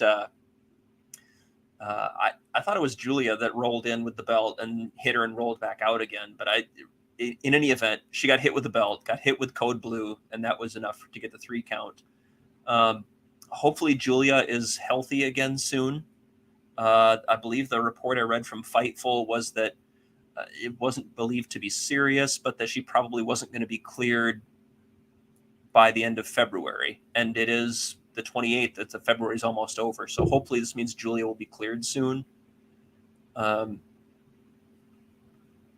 Yeah. And Sky goes up 2-1 in her series with Statlander. I think you're right. I think Stat blames Willow for this. And it'll be interesting to see where we go from there, because you saw Willow face off against Julia Hart outside the ring as well. And I wonder if that's going to be something we're going to come back to with Willow as a TBS title challenger for Julia at some point. Maybe after we deal with this with Stat and get through that. Agreed. I think you can see Willow and Julia had a stare down too, so you have a whole lot of fun. That stare down was good. After the match, you have the EVPs, Matthew and Nicholas, walking through, and they think they found Sting, so they bust open the door, and it's just a bunch of hanging bets. Now, I will acknowledge two things. I popped because I knew the callback. This was a callback from Sting's last promo on Nitro. But I also admit that if you didn't know the callback, it looked really cheesy. Both things can be true at the same exact time. They absolutely can.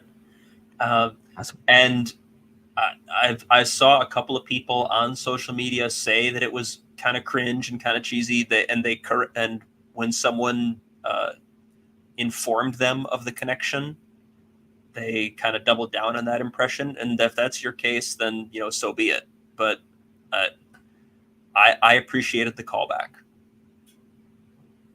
Yeah, it was at this point. This is literally Sting's last Dynamite as a wrestler. I don't believe it's. I think he'll probably pop in, pop out, but this is his last active Dynamite. So I think it's okay to do callbacks. I think the goodbye thing, huge, you're allowed to do it. So after that, we go to Atlantis Jr. versus Chris Jericho. Unfortunately, Atlantis Sr. was with him, so I couldn't do my typical joke of if you think Atlantis Jr. is good, you should see Atlantis Sr. He was there, so stole my joke, get dick. Chris Jericho came out to music. I don't know what it was, but it wasn't Judas. It was, I guess, reminiscent of what he used when he was the Lionheart in Mexico. I believe it was White Zombie's Electric Head Part 2. I'm not a music guy. He used it in. I'm not certain he used it in Mexico because I didn't see any of his stuff from when he was in Mexico, but I know he used it in ECW. Lieutenant Colonel Photo agrees that it was White Zombie. So that was neat to use something different. Almost wins right off the bat with the Wall of Jericho, but AJ got his hand to the rope. The fourth match, at times Jericho was going for the mask, which was kind of weird. I thought it was a lot of fun. Jericho ends up winning with the Walls of Jericho because Atlantis Jr. threw in the towel for his young Atlantis Sr. Threw in the towel to help his young boy out. What did you think of this match? It was at its heart, it was just a fun exhibition, which is about all you really expected it to be. I haven't seen as much of Atlantis Jr. as I would like. I know he was in World Tag League with New Japan this past year, and he did have a match that I've heard really good things about from New Japan and CMLL's Fantastic Mania a couple of weeks ago. I'm probably going to be watching that on New Japan World in a little bit here, just because I haven't seen it yet. And he had a great match with Hechicero that I think would be a lot of fun to watch, given that I saw it tonight.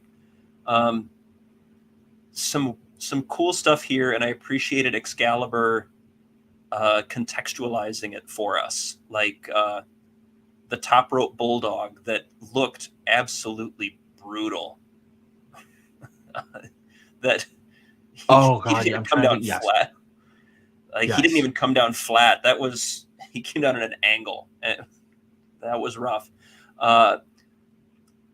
Atlantis using that backbreaker variant that his father passed down to him, and of course, and Jericho being able to counter it, because if anyone would be able to counter it, it would be Jericho, who knew Atlantis Sr., who teamed with him, who worked against him, who, in that capacity, it's not like Jericho shrugging off some guy's finish because it's Chris Jericho and it's time for him to win.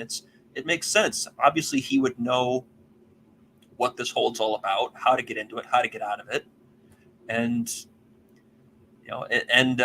commentary even tried to protect Atlantis Jr. in the loss, saying his dad knows what kind of a person and what kind of a competitor he is, and knows that he would risk long-term injury because he would never tap out. So he had to, and that makes a lot of sense too. Plus, he has a title that that was always a thing that I remember hearing from back in the day when I would watch,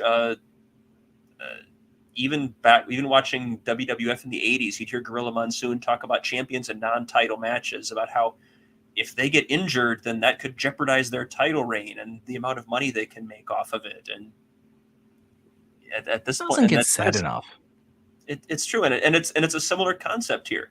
Ultimately, Atlantis Jr. doesn't gain or lose much of anything by this match. He's already the historic world light heavyweight champion, and if he gets injured in this throwaway match with Chris Jericho, what does that do to his title run and his status in CMLL? You know, that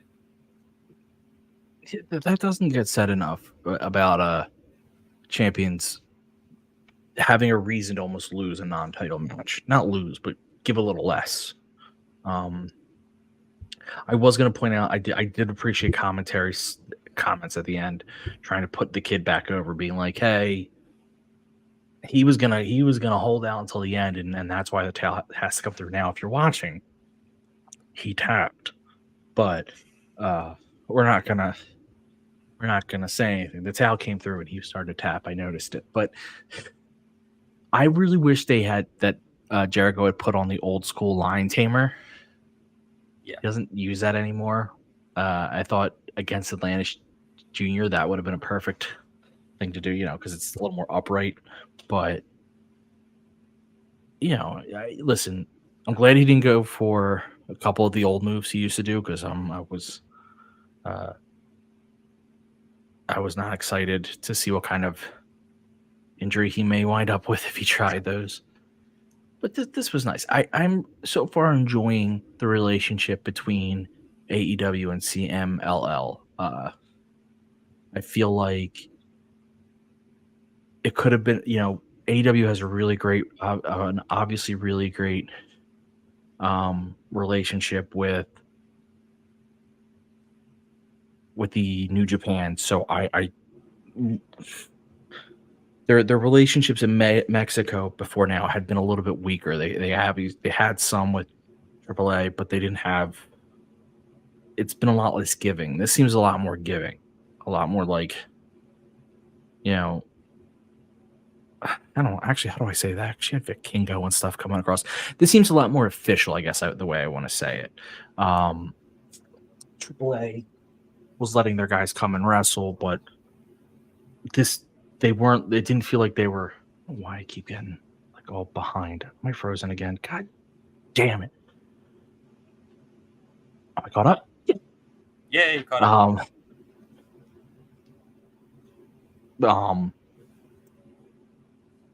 It's tough. It never felt like it. AAA was like, hey, you can use our titles, our people, and whatever titles, but we weren't coming over. CMLL feels like it's much more like, here, we're coming over as CMLL. Like, I don't know if I'm expressing that right, but it just feels like, I don't know. It's hard to express, but I want AEW to partner up with everyone, so I'm not complaining. Well, and actually, we missed this during news and notes. I had completely forgotten that this was a thing. Pro Wrestling Insider is reporting that 19 luchadors. There's apparently a massive issue with some CMLL visas for working in the United States, including Volador Jr., Hechicero, Mascara Dorada, all of whom have appeared on AEW television, as well as Blue Panther, Dulce Gardenia, El Sagrado, El Suicida, Eléctrico, Espíritu Negro, Euforia, Fugaz, Camilo Diablo, 1 and 2, Marico, a whole bunch of names, Soberano. All of them are expected to be impacted and unable to perform in the United States. So there's a major issue right now with a lot of CMLL talents being able to work stateside, including several that have been featured in pretty high places on AEW television. Yeah, I missed that completely today. I'm reading it as you're saying it. I was reading it. Now, you wonder what always blows my mind about something like that. And I know this is kind of off topic, but it's on topic. It's like, apparently it stems from the original promotion that CMLL got their visas from, is like a small Texas based, and there's some issues with the way that was done, and certain employees who are no longer with the company still had visas and stuff like that. But you would think that AEW, I know it's not WWE, but it's a major company, and its owner is a billionaire. you think he would be able to go in and work pieces out. Now, unfortunately, I guess our trade didn't stick because they traded her back already. What the heck, man? We traded you. I mean, that's between you and Sean. I came in here helping out. I'm a free agent. Jesse Ozak's excited I'm here. Hi, Jesse. I apparently need to talk to Sean to figure out how he was able to trade my rights. I wasn't aware that Sean had my rights. Sean is very powerful, it turns out. Apparently, Sean has all wrestling podcaster rights. We just didn't know that. He is a mogul. But yeah, we had a good time over at Fight Club. And now I'm happy to hop on here. Yay. What's going on, fellers? What are we talking about? Wrestling? So we were talking wrestling. We'll stick with the one we were on, and then I have questions for you about other stuff throughout the night. The topic we were on was the CMLL wrestlers, 19 of their luchadors not being able to about to have their visas canceled. Yeah. And I was just shocked that, like, again, Tony Khan's a billionaire with a B. You'd think, so they're not canceled yet. There's an intent to cancel. So Sean made it sound like it's not like it's going to happen tomorrow, but it's something that's in the work, but it's not something that couldn't be interfered with in the process. I also don't know how much of the rest of this angle is supposed to be happening in the United States. Like, I don't know how much of that matters. If the plan is Arena Mexico, the build might be more like if it's, well, we know Forbidden Door is now in New York, but if they're leaning to some arena show, they just trademarked the name Dynasty, right? Like, there's all these possibilities, but it feels like some of the play is probably going to be to send American and New Japan talent there. But it didn't sound like it was extremely imminent from what Sean said. That's not reported or anything, but it just sounds like that the cancellation process or trying to stop renewals or whatever is not something that happens like in a 24-hour time frame or anything like that. Yeah, because the Arena Mexico show is what, March 28th, 29th, end of March, right? Something in that neighborhood. Correct. Yeah, I think it's the last weekend in March. So that's a month away, and that's Americans going there. But this is now a persistent issue, right? Kyle Fletcher is held up. I know on the WWE side, Elimination Chamber, like Gunther couldn't travel yet because his paperwork was what it was or whatever. So this is something that's consistent. They ran into that problem with New Japan talent, specifically Stardom talent, I think, at the last Forbidden Door. So it's part of what happens when you actually have an open international wrestling landscape, realistically. But yeah, so it's just shocking that two companies as powerful as they are, with billionaires are owning them, even they run into these issues.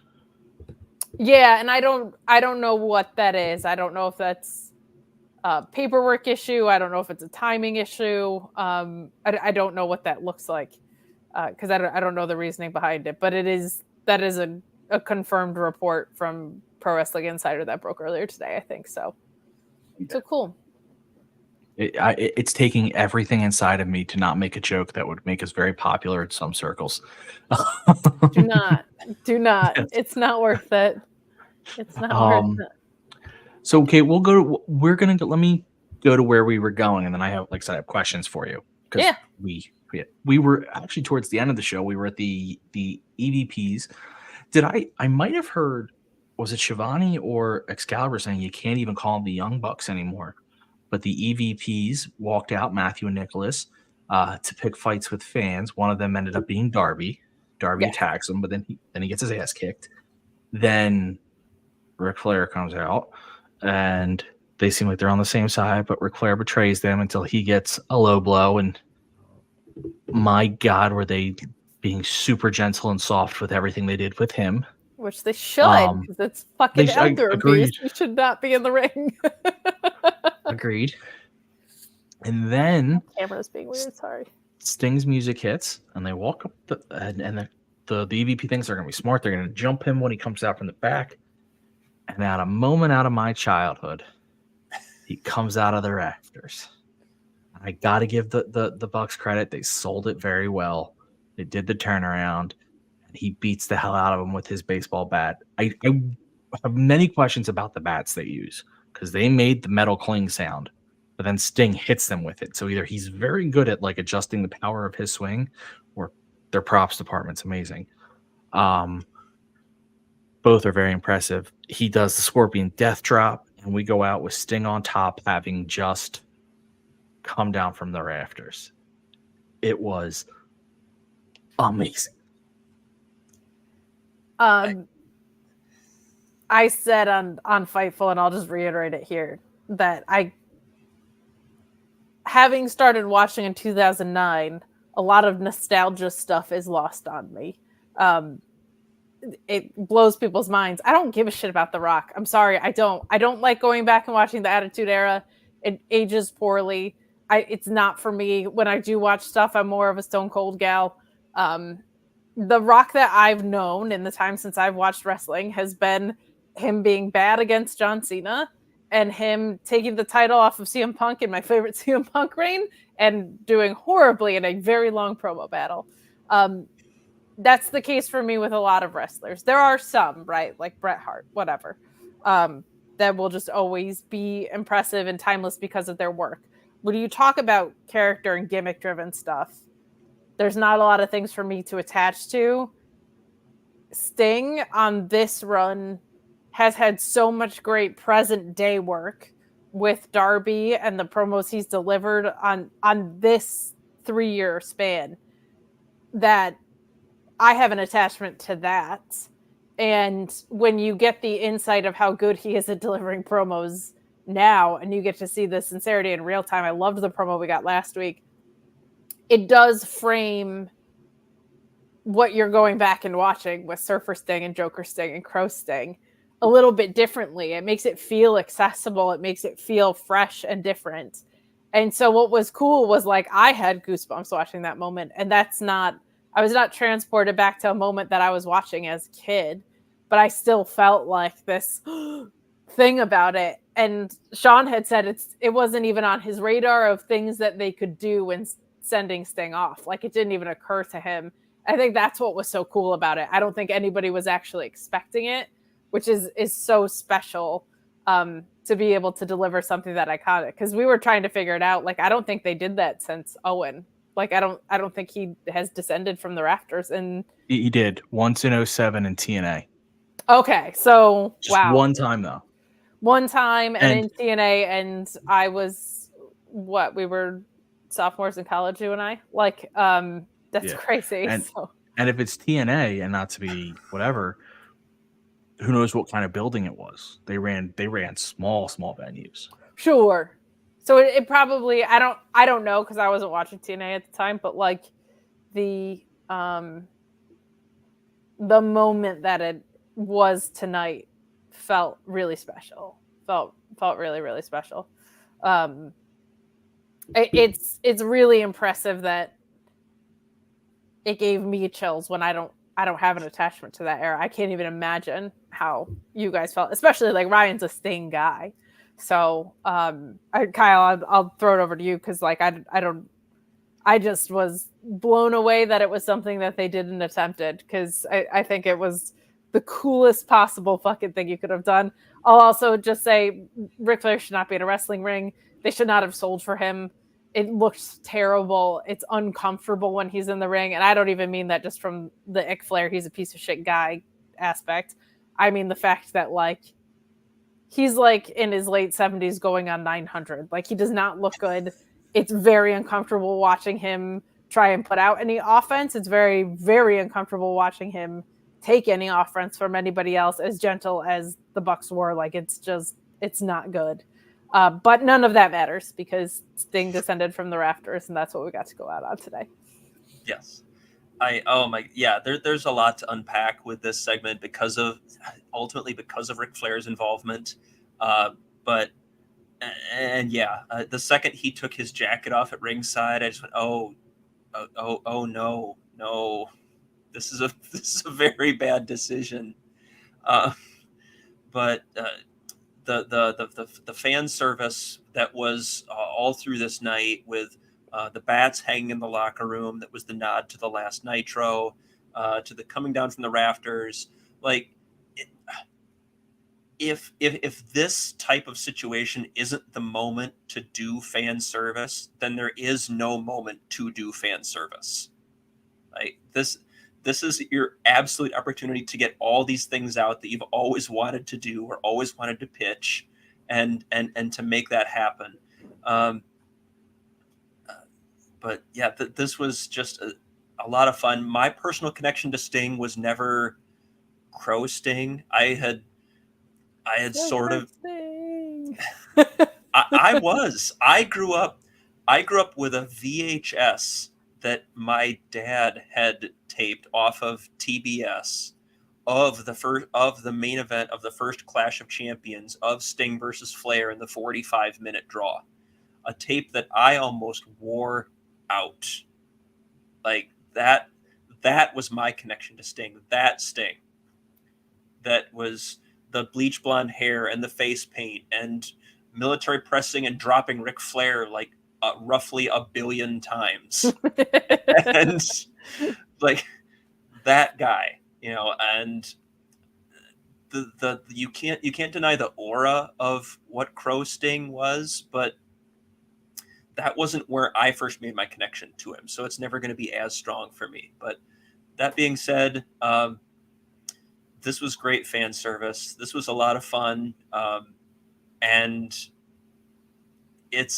this has been such a great run for Sting, as being able to go out and do his thing, and for the Bucks too, just because of the fact that as soon as I saw it pitched that the Bucks were going to be a possibility, I went, oh, that's going to be perfect, because they can be the most obnoxious little jerks that you can possibly imagine. And Greensboro in Sting country will be absolutely rabid to see them get their butts kicked. And it's going to be great. I wish I had my Sting mask from when I was a kid, but I wore that thing out. So it didn't survive childhood. I wore it so much. I didn't think I'd see him. I don't think I saw him wrestle live when I was a kid, because WCW didn't make it up here a lot. It was very rare that they would come up to the Northeast. It wasn't their strong place. I've seen him wrestle now a few times, which is just amazing. So fucking pumped. And the best part is this is a good story too. Like, this isn't even a bad story. Like, this is a lot of fun, but it's helping everyone involved. Darby's benefiting from this final go away. He's looking kind of strong again, kind of seeming like a person, which I think sometimes he struggles with. The EVPs are coming off as the worst kind of dickheads you could come off with. They told Eddie, we didn't talk about it because my computer froze at some point, and you could still be heard but not seen.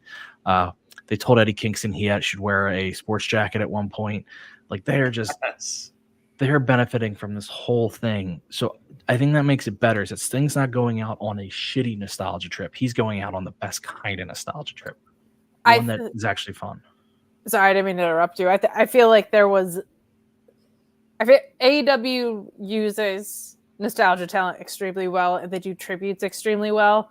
After the dog shit he had in WWE, I think there was an extra awareness with Sting of not only with the send-off, but the whole run of how do we do this the right way? Because unfortunately with WWE, it was just awful, and it ended worse than it could have ended.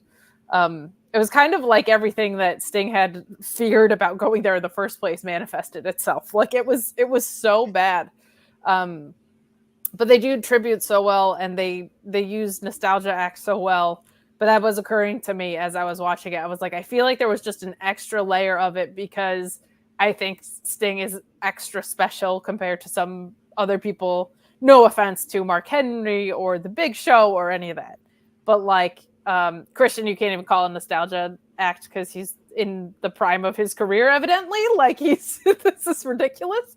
But they do this extremely well. And I said on on Twitter and on Fightful, and I'll reiterate it here because I actually think it's pretty fucking important. The amount of people that I see getting worked by the Young Bucks for the past decade, but this run more than ever. Like, it's a real rough world right now for the guys who were like, well, if I can't use slurs and demean people, how am I supposed to get real heat? The amount of people getting worked by this Young Bucks run is hilarious to me. And it's so like rewarding from the perspective of like, yeah, you can be douchebag heel characters and not actually have to like be demeaning to the LGBTQ community or whatever, like in the process. Like there's so many people that think like, no, you have to actually go online and be pieces of shit to people if you want to get real heat. Like this is working people so hard, so much. I loved the Eddie Kingston stuff. And the reason that clicked to me was I was like, if they're going to body shame him, but they didn't, they dress code shamed him, which was even funnier. Like by miles. So much better. I was like, oh, don't go that route. And then they were like, you come out here in your Timbs and your whatever. I was howling. I love this version of them. It's my favorite version of the Young Bucks. And I really liked the Young Bucks. So I'm just having an absolute fucking blast with this EVP, can't call them the Young Bucks, Matthew and Nicholas Jackson stuff. Absolutely killing me. And then Taz being like, I really hope they don't do a dress code here. Yes, that killed me too. Good shit. So that was our show, but there was a couple things we touched on that I would love your thoughts. So let me, as I'm going through, let me ask you this while I go through my notes, because I do have some stuff, but was there anything that really of this entire episode besides Sting's moment that stuck out to you as like a moment that you either really hated or really enjoyed? Very, very, very happy Will Ospreay is here. The Kermit the Frog on leg day line pops me a great deal. Didn't like the Callis promo at all. If you're going to say, I understood the intent of the Callis promo, but to flat out say the result doesn't matter as a line into a pay-per-view is dumb. Find a better way to phrase it. And I don't feel like it did Takeshita or Will Ospreay enough credit on its face. Will Ospreay has spent the past year making himself the standard in pro wrestling, and he's debuting. Takeshita has beat Kenny Omega like 3 times and Chris Jericho and is a rising star. If you want to say it doesn't matter who's going to win because it's a payday for the Callis family, one, Sean pointed out in the post show, well, they could face other people and you get 2 paydays, but 2, like, still tell the story behind the intent of that. So I just feel like that could have been stronger, but very, very happy that Will Ospreay is here. I mean, I didn't think you'd be on, so that's why I had to argue with you online, or I would have waited till here. No, it's fine. You were fine. There were just a million people who, well, what he meant was, and I was like, oh, Jesus Christ. To me, he called Ospreay the best in the world. I forget what he called Takeshita. He called him something. I didn't bother because I see it seems to be very much lining up that Callis cares about Callis and only Callis. Hence naming the group the Don Callis family. And in a way, I get Sean's point that if you had just have them wrestle 2 people and they each get a win or a payday, but there's something to be said that Don Callis is such an asshole that he put himself in a no-lose situation. No matter what, he comes out with a win. He does. Not everyone. He does. Which is fine. I just think at a go home to a pay-per-view, telling me the results of a match doesn't matter is just bad writing. Like, just phrase it a different way. I understand the wrestlers intent. Told you, but I think the wrestlers told you it did matter because they were pissed. Sure, but I think if you can write anything in the world, the last thing you're going to tell someone about a storyline going into a pay-per-view is that the results don't matter is fucking inherently dumb. I'm sorry. That is bad writing. Hey, it doesn't matter. This is a weird thing to say. We've complained about WWE, for instance, saying this for a long time and sending the message that what you're seeing on the screen is not important for whatever reason, whether it's commentators burying what's happening in the ring or poorly delivered promos like Kate's referencing here. Like we've seen this and we've called it out in other companies before too. And it's not well delivered here. I don't think it's the same though, because in those other companies, they're doing it a lot of times they don't tell you. It's just a match happens and the result didn't matter because the guy who lost just went and then gets a championship match. Here is a guy basically saying, I am so selfish that I only care that I am guaranteed a win. That's all I care about, is I am guaranteed a win. Just find a different way to phrase it. It's dumb. It's dumb. I actually liked it because I thought it made well for his character. All you have to do is say something along the lines of no matter who wins the match, Don Callis wins the night, or something like that. Well, he just said the results matter because no matter what, the Don Callis family is getting a win. I mean, he did the families through a winner. I mean, he said that. But at no point should you at no point should you say the result. At no point should you say the results don't matter, regardless of how you contextualize it afterwards. But you're saying that because he's trying to portray that the thing of like, we're a happy family, it doesn't matter. Meanwhile, you have your two wrestlers staring daggers. No, I get that. I get it. I think it's fucking dumb. If I'm tuning in, say I got into AEW a month ago, and this is what I'm seeing, and this guy tells me that if he says, why just undercutting the results of a match like that is stupid. If you're tuning in AEW a month ago, you're going, who the hell is Takeshita and who the hell is Ospreay? Because neither one has really been Ospreay hasn't been in the company, and Takeshita really hasn't been featured. So we have other issues there. So maybe a better use of this promo would have been talking about them and not saying that this doesn't matter. Well, I think the point of this promo is this is starting the seeds of dissent between Ospreay and Callis. Yeah. Right. I mean, he just got there though. So yeah. I don't think they intend to have Ospreay stay with him long. Yeah, we did talk about this earlier, and with the impression is obviously that Ospreay is going to spin off. Probably will take Kyle Fletcher with him when he gets his visa issues resolved. Hopefully, Mark Davis is coming back soon from the wrist injury. And away we go. Because that was October. That was at Wrestle Dream when that happened, I believe, wasn't it? That sounds right. Yeah, it was October when that happened. So. When Mark Davis's injury, yeah, that was rough. So that gives it. Yeah, that's been for almost 5 months. That's a long time for a wrist injury. As someone who's broken his arm and wrist a handful of times. For what it's worth, he said he shattered the wrist, but my understanding with injuries like that is it depends on if you need one or multiple surgeries. So if he needed multiple surgeries, he'd be out this long. They also might just be waiting on the creative. Like he could have been healed for the past 6 weeks. Yeah, exactly. So, but it was a really, really bad wrist injury. It was awful to watch in real time there because it was one of those ones that you immediately saw it and everything he was doing was with his other wrist all of a sudden. And you were like, fucking, oh no. But that's with wrists and ankles, it's the multiple surgeries aspect a lot of time that is the extended healing, I think. And also, I think just giving him time because he's had multiple injuries and you're like, just let that guy make sure he's healed proper before he gets back in. Yeah, I think also depends on if it's bone or ligaments. Yeah.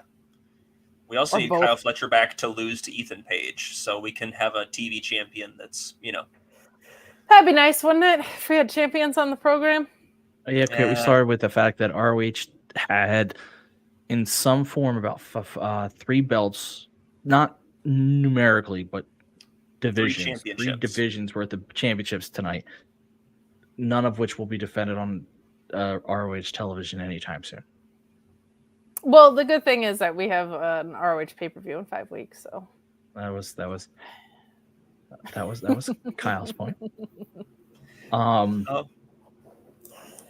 Kate's with me on this, or I'm with her. I don't care, whichever way you want to do it. I whined about it on the show today. We were talking about Danielson and Eddie on AEW, and I was like, I don't care which one of them wins. I just want them to be around ROH. Well, my problem is that you make it for all 3 belts. This is actually why I started the show. Why make it for all 3? Because a good excuse would be to have Eddie lose the Continental, keep his RH, go down to ROH, wrestle a few there, lose it there, so you give it to someone else, then go to Strong, lose that. Like, you could tell a whole story there, but by tying it, you're guaranteeing Danielson spends less time in ROH, if any time. Well, tonight makes me think Eddie's retaining. So, based on the way that match ended, certainly feels like if you do wrestling math, Eddie's probably retaining. My guess is if Eddie loses that, he snaps and goes heel. So I do like the extended story. That was always my thing with Roman on the Bloodline, was if they had split the titles, there would have been a way better burn with that. But I kind of like the idea of Eddie having won everything and dribs and drabs and losing everything at once.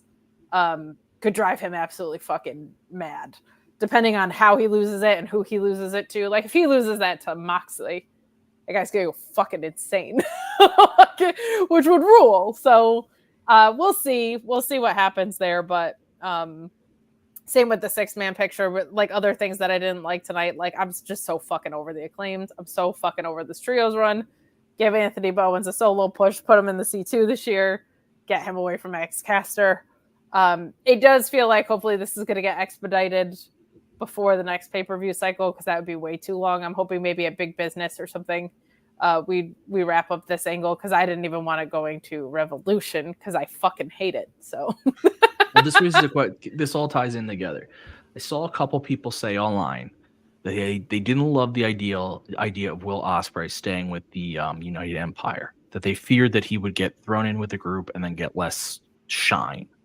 I think their fear is because of someone like Switchblade, who has been, and Kyle and I kind of came to and I think you're perfectly in line with us, but I'll give you a moment to speak on it, that the bigger problem is not that, first of all, you can have a trio that doesn't compete for trios titles. You can have Mark Davis and Fletcher go for tag and Ospreay go for singles. So we do have to acknowledge that is probably the likely path.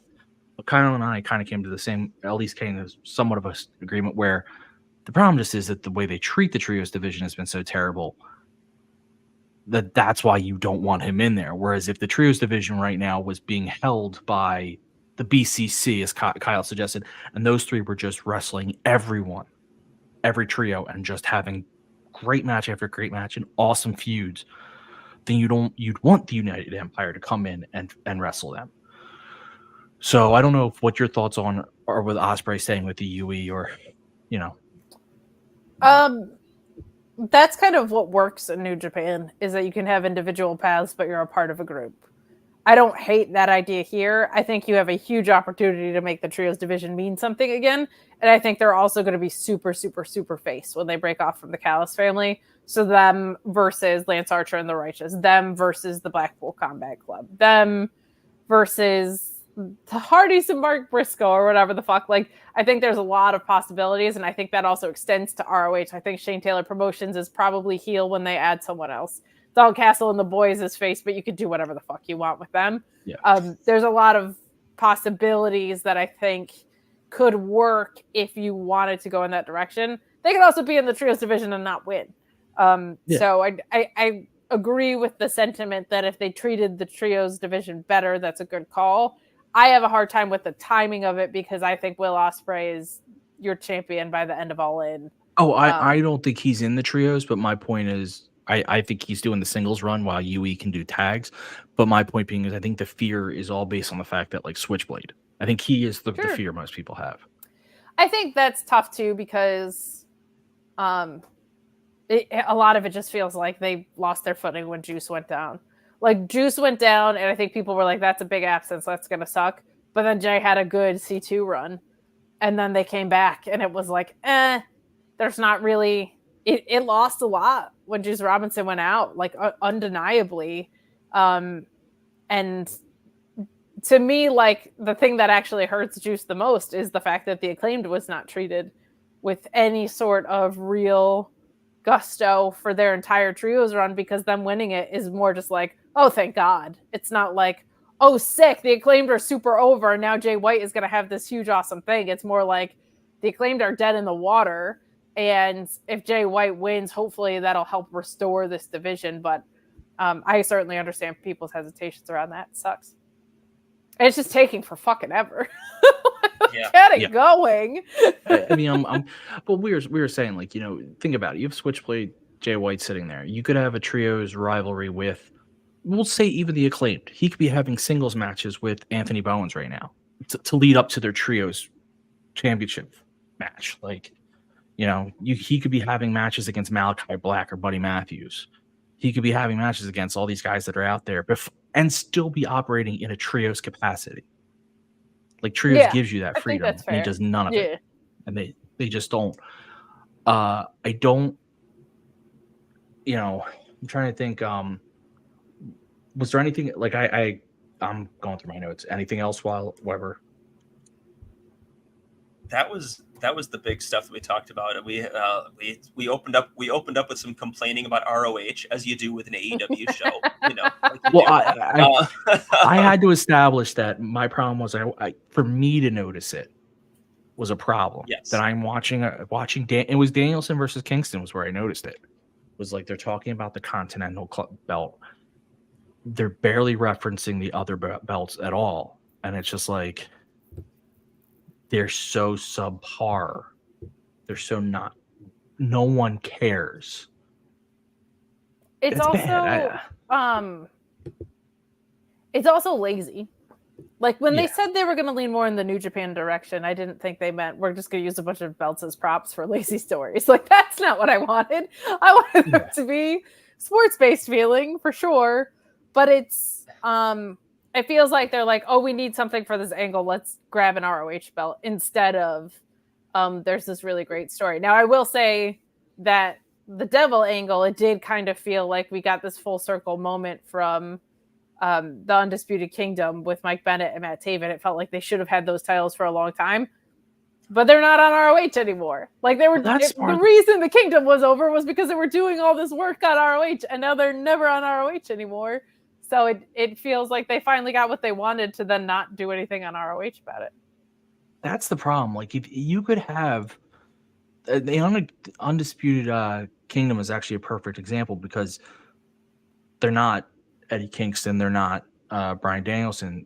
They could be just having matches on ROH regularly and still involved in an AEW story, and no one would blink or no one would bat an eye. I do have another question. Willow is going to, Statlander is going to blame Willow for the loss tonight, right? I think so.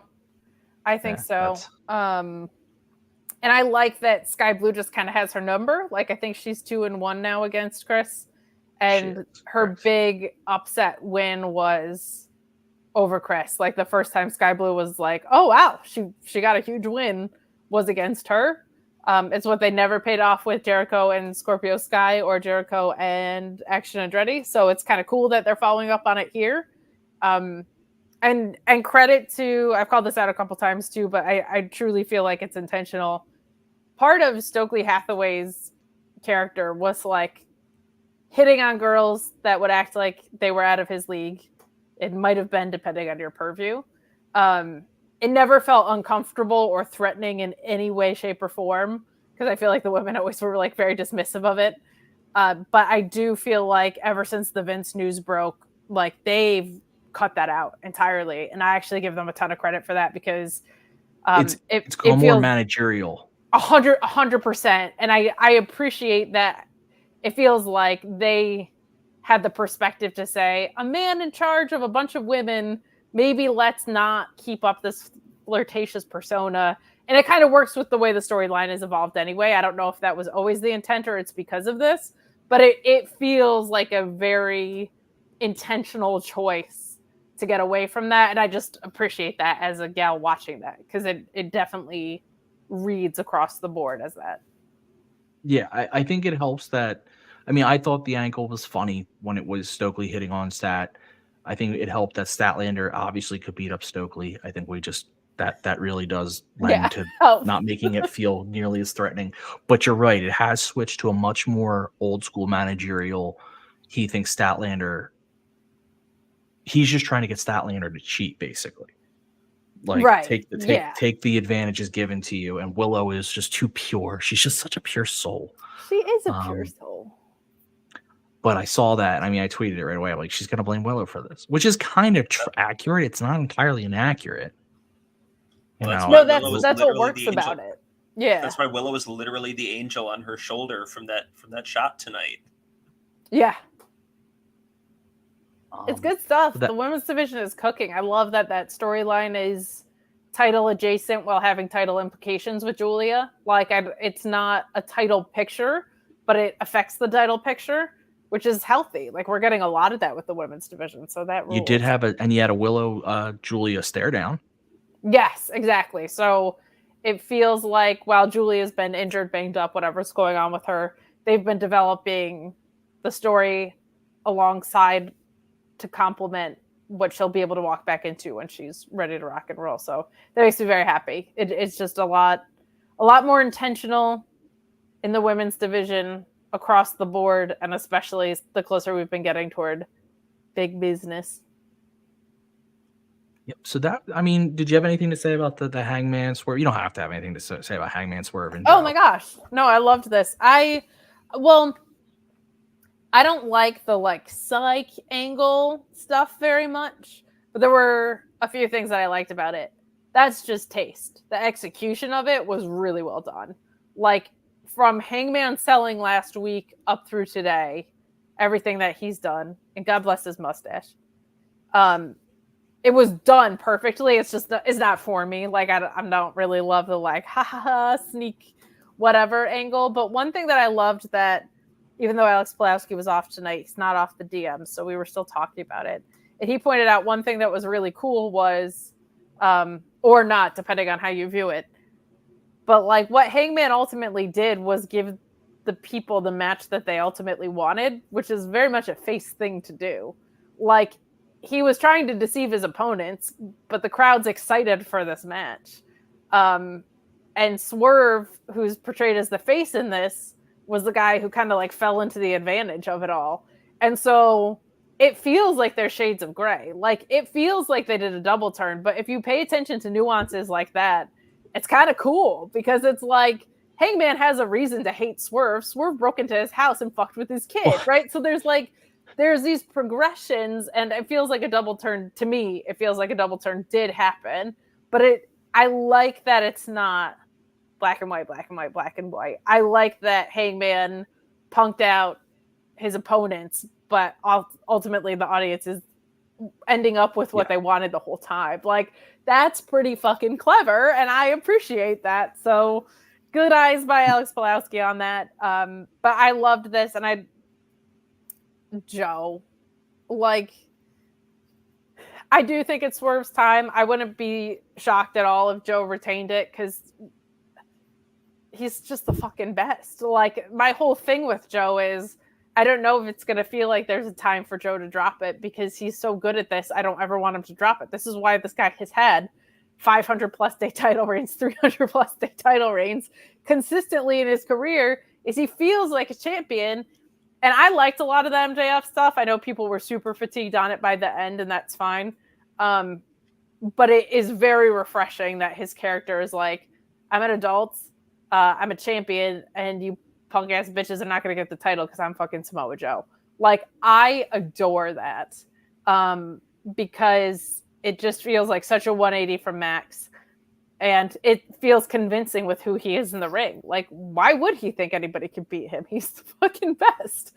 So this is super, super fun. I like that we're getting the triple threat, and I appreciate the way that it was done, even though if the way it was done wasn't for me. Everything about it made great wrestling sense. It just doesn't make, it's just a taste thing. I don't like the ha ha ha, gotcha. Swerve should have seen that coming. He's smart enough.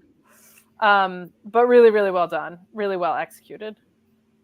Yeah, I mean, I always say it's kind of, I was saying to Kyle when we were talking, it's awkward because Swerve's the one on the microphone going I beat up an 18-year-old kid and left him in blood. I broke into a man's house and threatened his child. But he's the good guy in this story. Yes. And similarly, Adam Page is supposed to be the bad guy, but was referencing a time period in 2021 where he was the most beloved babyface in all of wrestling, probably. So I love that it's Oh, I have a It's who question you that lo- Kyle who you rose. like. Kyle asked.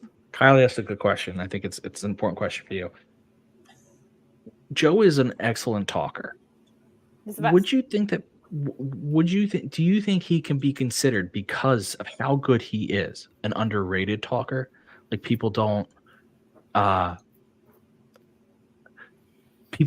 credit him, think of him as being as good as he is. Yeah. The logic was Joe is never really mentioned on people's lists of the best promo guys or the best whatever, but the dude always delivers. I don't know if you could consider him underrated or not, though, based on that.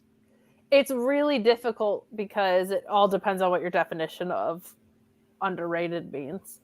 I think when you look at somebody who is valued by the company they're in, there's hardly anybody that has been more valued by the companies they're in. ROH strapped him up forever. TNA strapped him up forever. NXT gave him healthy runs. He had the longest running ROH TV title reign, even though he wasn't around that much. He's had this world title reign. He's had multiple TNT title reigns. So he's not underrated in the sense that companies have a single hesitation to make him the guy. He's guy everywhere he's gone except WWE main roster, and that was convoluted. But as far as greatest promo of all time list, he should definitely be on more.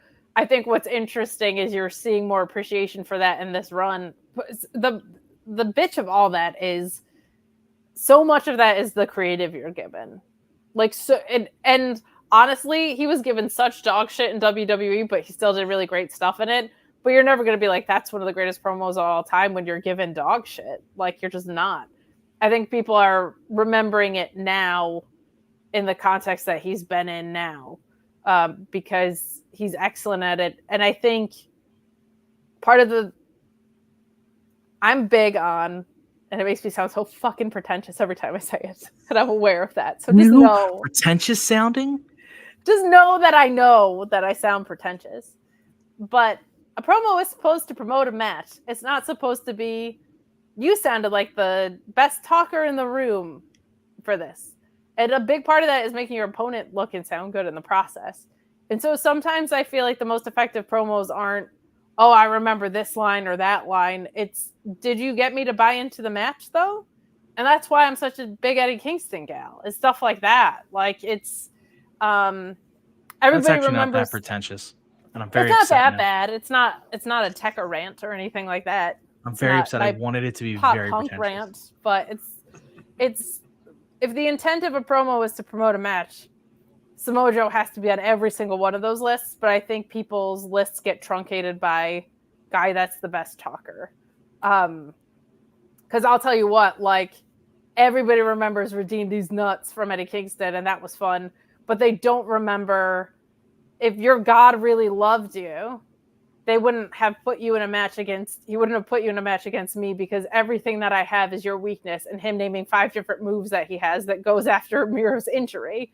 And they don't remember, they remember that more than they remember, well, no, people kind of remember him telling Jay Lethal, like, your mother's going to be crying not because of what I did to you, but because she knows you deserve it. Like, people do remember that in retrospect. But, like, to me, Redeem These Nuts, sign me up for that t-shirt any day of the week. But people forget the front half of that promo being so incredible. And that's the part that helps sell me on the match with Miro. So for me, Samoa Joe should absolutely be in that conversation. But it's like, because the truth of the conversation that we should be having is, did what you say make me want to watch you fight a guy? And Samoa Joe does that every fucking time. So I said it to Kyle, and now I have a better comparison in my head, was that I think the problem Joe runs into and why he's underrated is because he's a killer. He goes in and he just has these killer matches, and he's so believable that people think of his physicality. And I won't try to go on a rant here. I'll keep it short because we are going along. Jason, I think it was Jason Stark. I think it was Stark. I forget. I apologize. Wrote a book. This has to be 20 years ago, almost 20 years ago now, about underrated players in baseball history. And Kate, you're going to love this. He put Derek Jeter on the list. And he said, how can you consider Derek Jeter underrated? And his point was, people can acknowledge he's a Hall of Famer and all this and still underrate him because they don't understand, because they just assume he was the captain of the Yankees dynasty. Like, that can't be downplayed for how good a guy is. And my point here with Joe is Joe's so good in the ring and so believable as like a fighter that I think people downplay how good of a promo guy he is. So it's not that anyone thinks he's bad or terrible, just that he's got something else over. So in Jeter's thing, everyone knew he was so good, and that almost made him underrated because no one could appreciate just how good. Like, sure. We limited it. So, all right, now at the beginning of the show, we did our news and notes, which was unfortunately lost 2 wrestlers this week. One was Ole Anderson. Kyle and I both didn't really have a lot of memories of Ole because he was so before our time. Sure. I don't know. I don't think you probably do. I know you go back and watch stuff, but he's not someone I think would pop up on your radar. We also lost Virgil. Yeah. Now, Virgil Kyle had memories of Virgil as Virgil when he was doing his feud. I had memories of him as Vince. He was, yeah. But Kyle, really, you're not. You're just a couple. It's those 3 years that are different in our storylines are different. Like, to me, he's Vincent. He's the security guy in the NWO that gets his ass kicked. I also started watching wrestling so late that people think I'm like younger than I am because my wrestling years are lesser. So I'll take it. Now, the funny thing is, I said at the beginning of the show, is of all of us, though, Kate, you actually have a Virgil story. I do. I kind of have a couple. So, but the best and shortest one of that is the first time I was invited onto anything to do with Fightful. I did the Pipe Bomb remixed for what was then The Distraction with Jeremy and Joe Hulbert. The first time I was invited to do anything with Sean was a prediction show. And we did it, and it was awesome. And it obviously has led to wonderful things for me. But Sean was later that day recording his interview with Virgil. And it is what he has said is the worst interview he's ever done. There were guys in his ear. This was pretty intentional. It was one of the highest engaged ones on Fightful Selected. It is now on regular Fightful for everybody to access. And it is hysterically bad. So check that out. But I always, like, before even today, I've joked that, like, thank you, Virgil, for making me seem like the most normal thing for Sean so that he can bring me on to future shows. The story that has to do with me is when I had my own business, part of what I wanted to do was participate in WrestleCon as a vendor. And I was setting up, and Virgil was at WrestleCon, snuck into WrestleCon, did not buy his own booth. It was just going around other people's tables, trying to commandeer them. And he set up right next to me without asking me, without talking to me. I assumed because he was Virgil, he probably had his own table. So his table was just next to me. And I had gone, I think, to get a coffee. I remember very distinctly having a huge migraine that day. And my intern at the time being the one who was at my table, and Virgil just came over and set up. And he was like, I don't really know if this is his table and we're sharing it or like what is happening.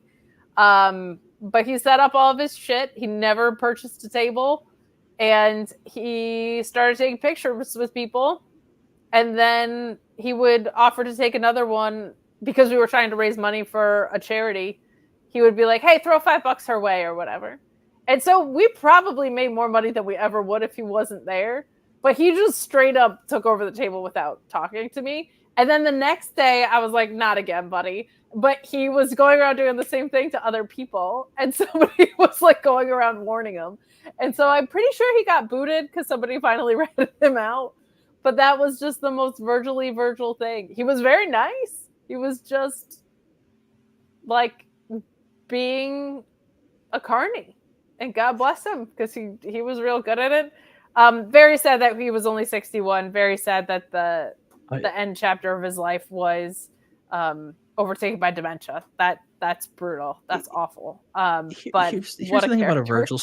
Here's the thing about Virgil that I like, and we tell that story, and those are mostly the stories about Virgil, of him doing carny things, like taking a picture with someone and then charging him for it when the person didn't even ask for a picture, or signing something for someone that the person didn't ask to be signed and charging him. And it's very carny stuff, but it's all harmless. Like, It he is didn't exactly that. It is benign, carny stuff, mostly in the interest of trying to make a buck. Charging talent for pictures at shows was one that came up today that cracked me up.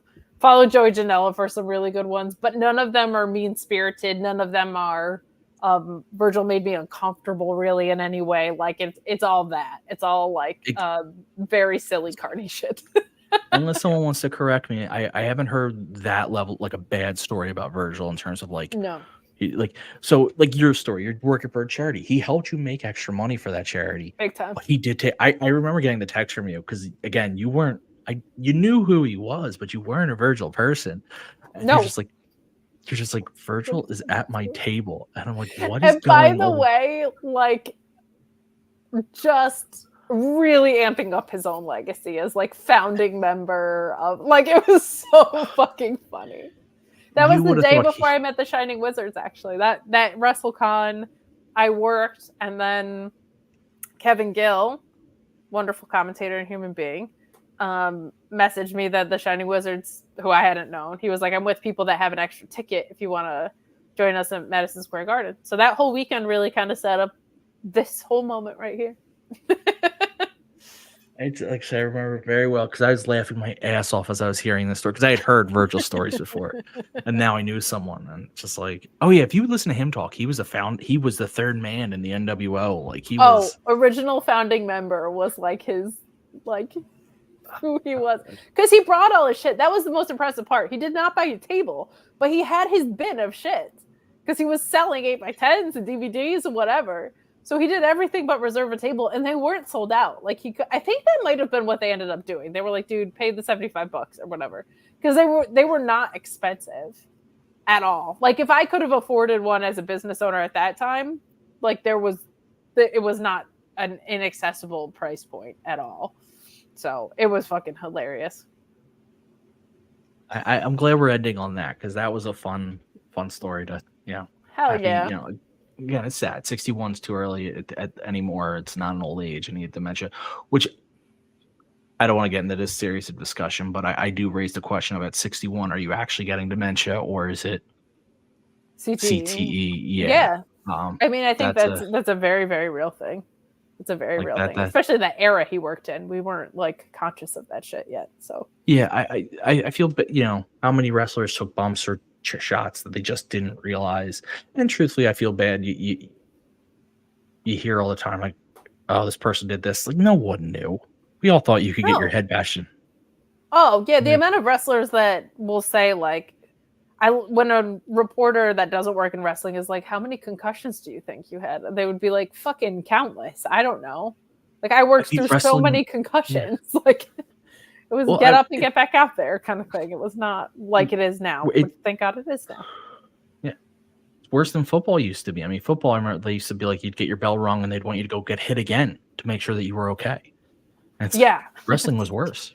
And like even the cuteness of saying your bell rung, right? Like it's, your brain sloshing around in your head. Yeah. Like that's all these little things that we've done to soften it over the years. I think that's, while sad and not the focal point of Virgil's passing, is definitely a very real piece of that conversation because that's he was that guy in that era, and it feels like those consequences are very aligned with that. So I'm sure luckily there's just some very funny Virgil stories now.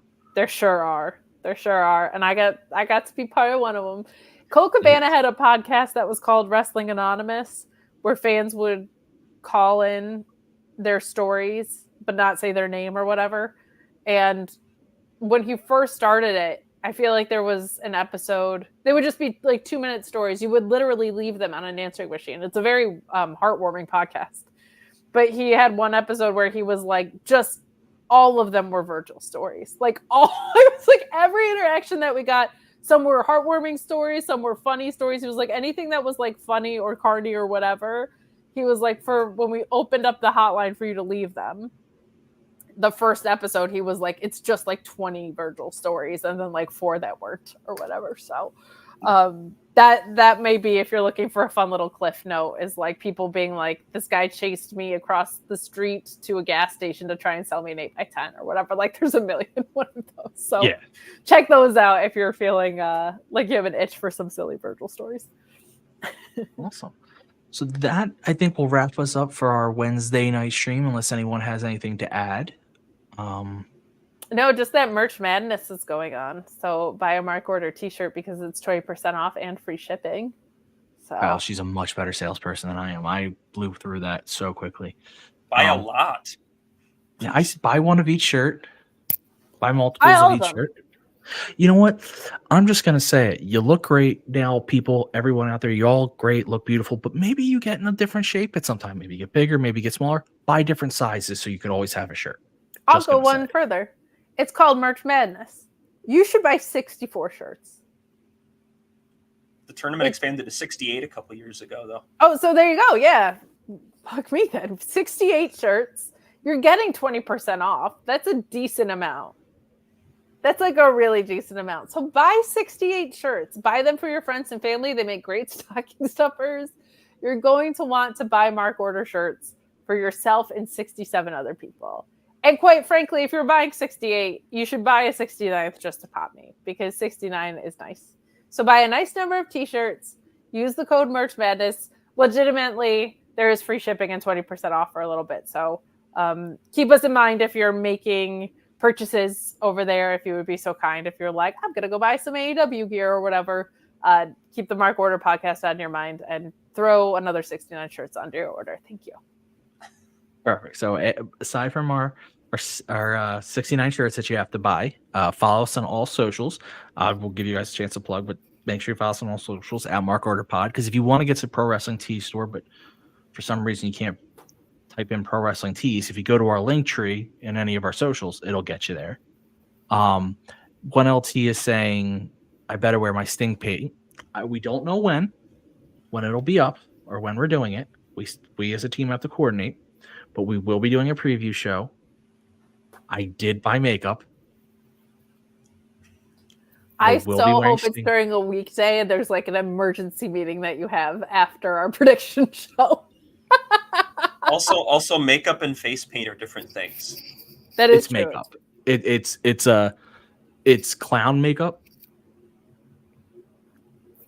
I was given it by our friend Elise, who actually recently did a cosplay of Mel Coleman's Julia art. That was very good. Yes. She did a trial run for me.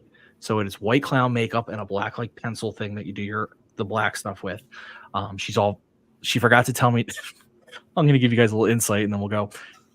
I'm an idiot. Didn't even realize this. I didn't buy the sponges you would need to apply. So luckily she reminded me to get those. So I have to go to CVS to get the sponges. Otherwise I would have been using my hand. 1LT bought the same stuff. It's from a cosplayer, 1LT. So we're going well. So yes, I will be marked out as Sting. I will be buying makeup remover because I will put this stuff off my face quickly. 1LT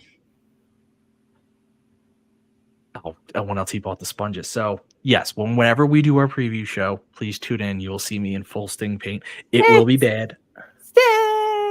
I am not.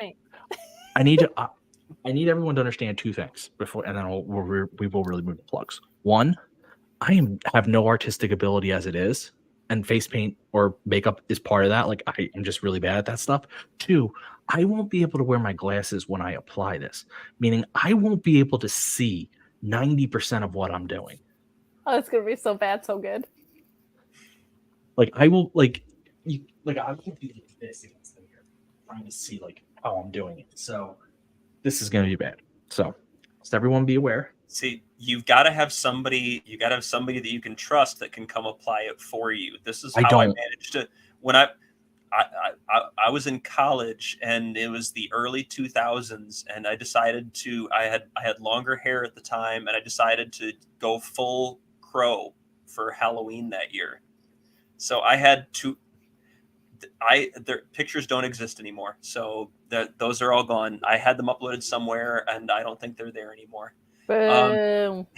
I know. I'm kind of sad about it too, but I had to have somebody help me apply some of the specifics of the black makeup, because otherwise that was not going to happen, or it was going to look absolutely garbage.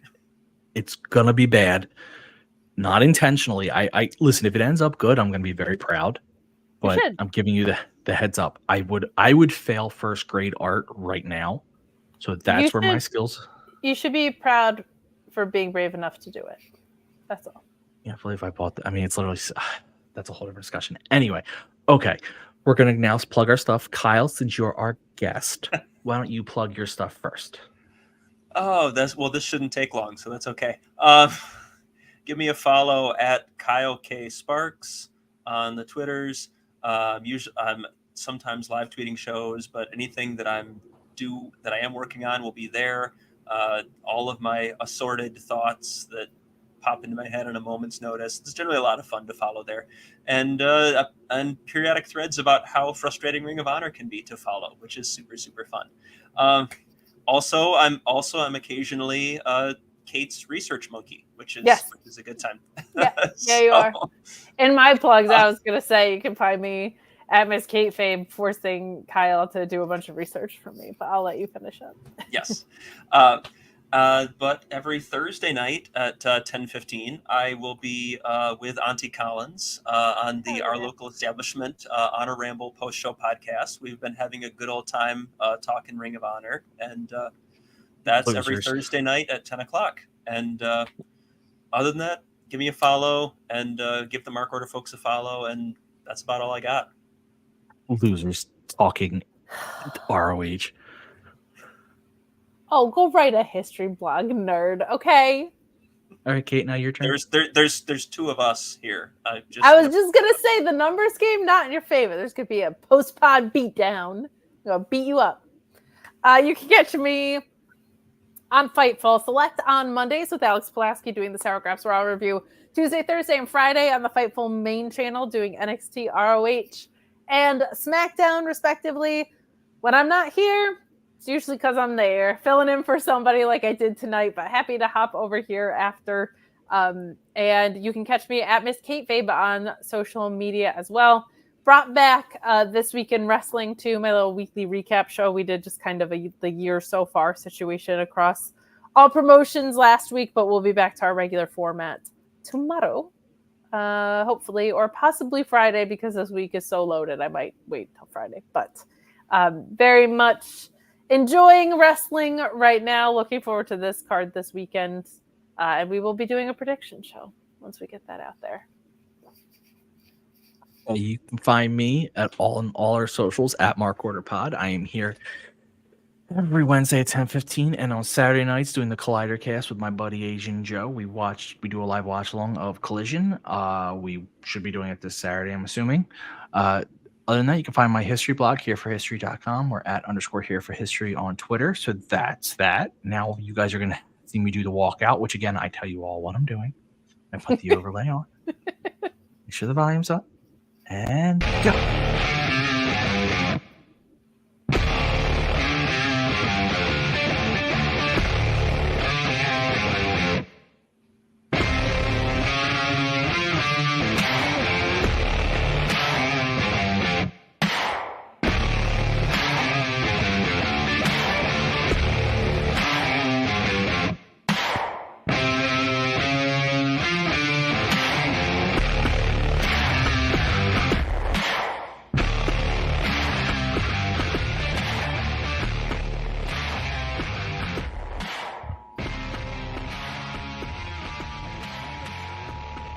This concludes the Mark Order podcast.